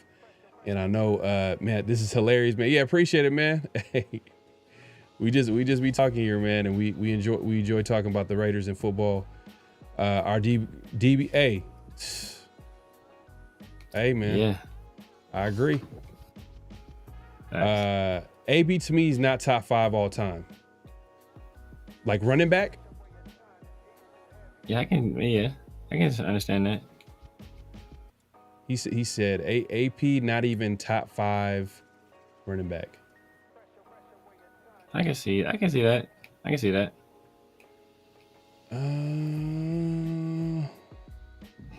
What you're saying? How you go? Because you're saying Calvin Johnson's top 5. He's saying Calvin Johnson's top 5. Calvin Johnson for sure is top 5, I think. Yeah. Wide receiver. Calvin Johnson yeah. Jerry Rice got to be number 1. Oh, Jerry Rice is number 1 by a mile. Jerry Rice after age 30 is still number 1, bro. His career. Jerry Rice. I think Calvin Johnson is more talented, but his career is just untouchable. Untouchable by anybody. Nobody's ever going to touch it, bro. Like I said, his career after just 30 and after. If you look at just what he did from the age 30 and after, he's still Hall of Famer. He's still better than like most of the receivers to ever play in the NFL. Like that's how good Jerry Rice was. That's just the 30 and after years. Not even like his prime. Yeah, man. But yeah, man, we'll be back here to talk about more about the Raiders, football, everything is happening around the league, man. So make sure to tune in Around the Shield. Yeah, man. We'll see y'all soon, man. Yep, out of here. Peace. Just win, baby. Hello? You play to win the game. You don't play to just play it.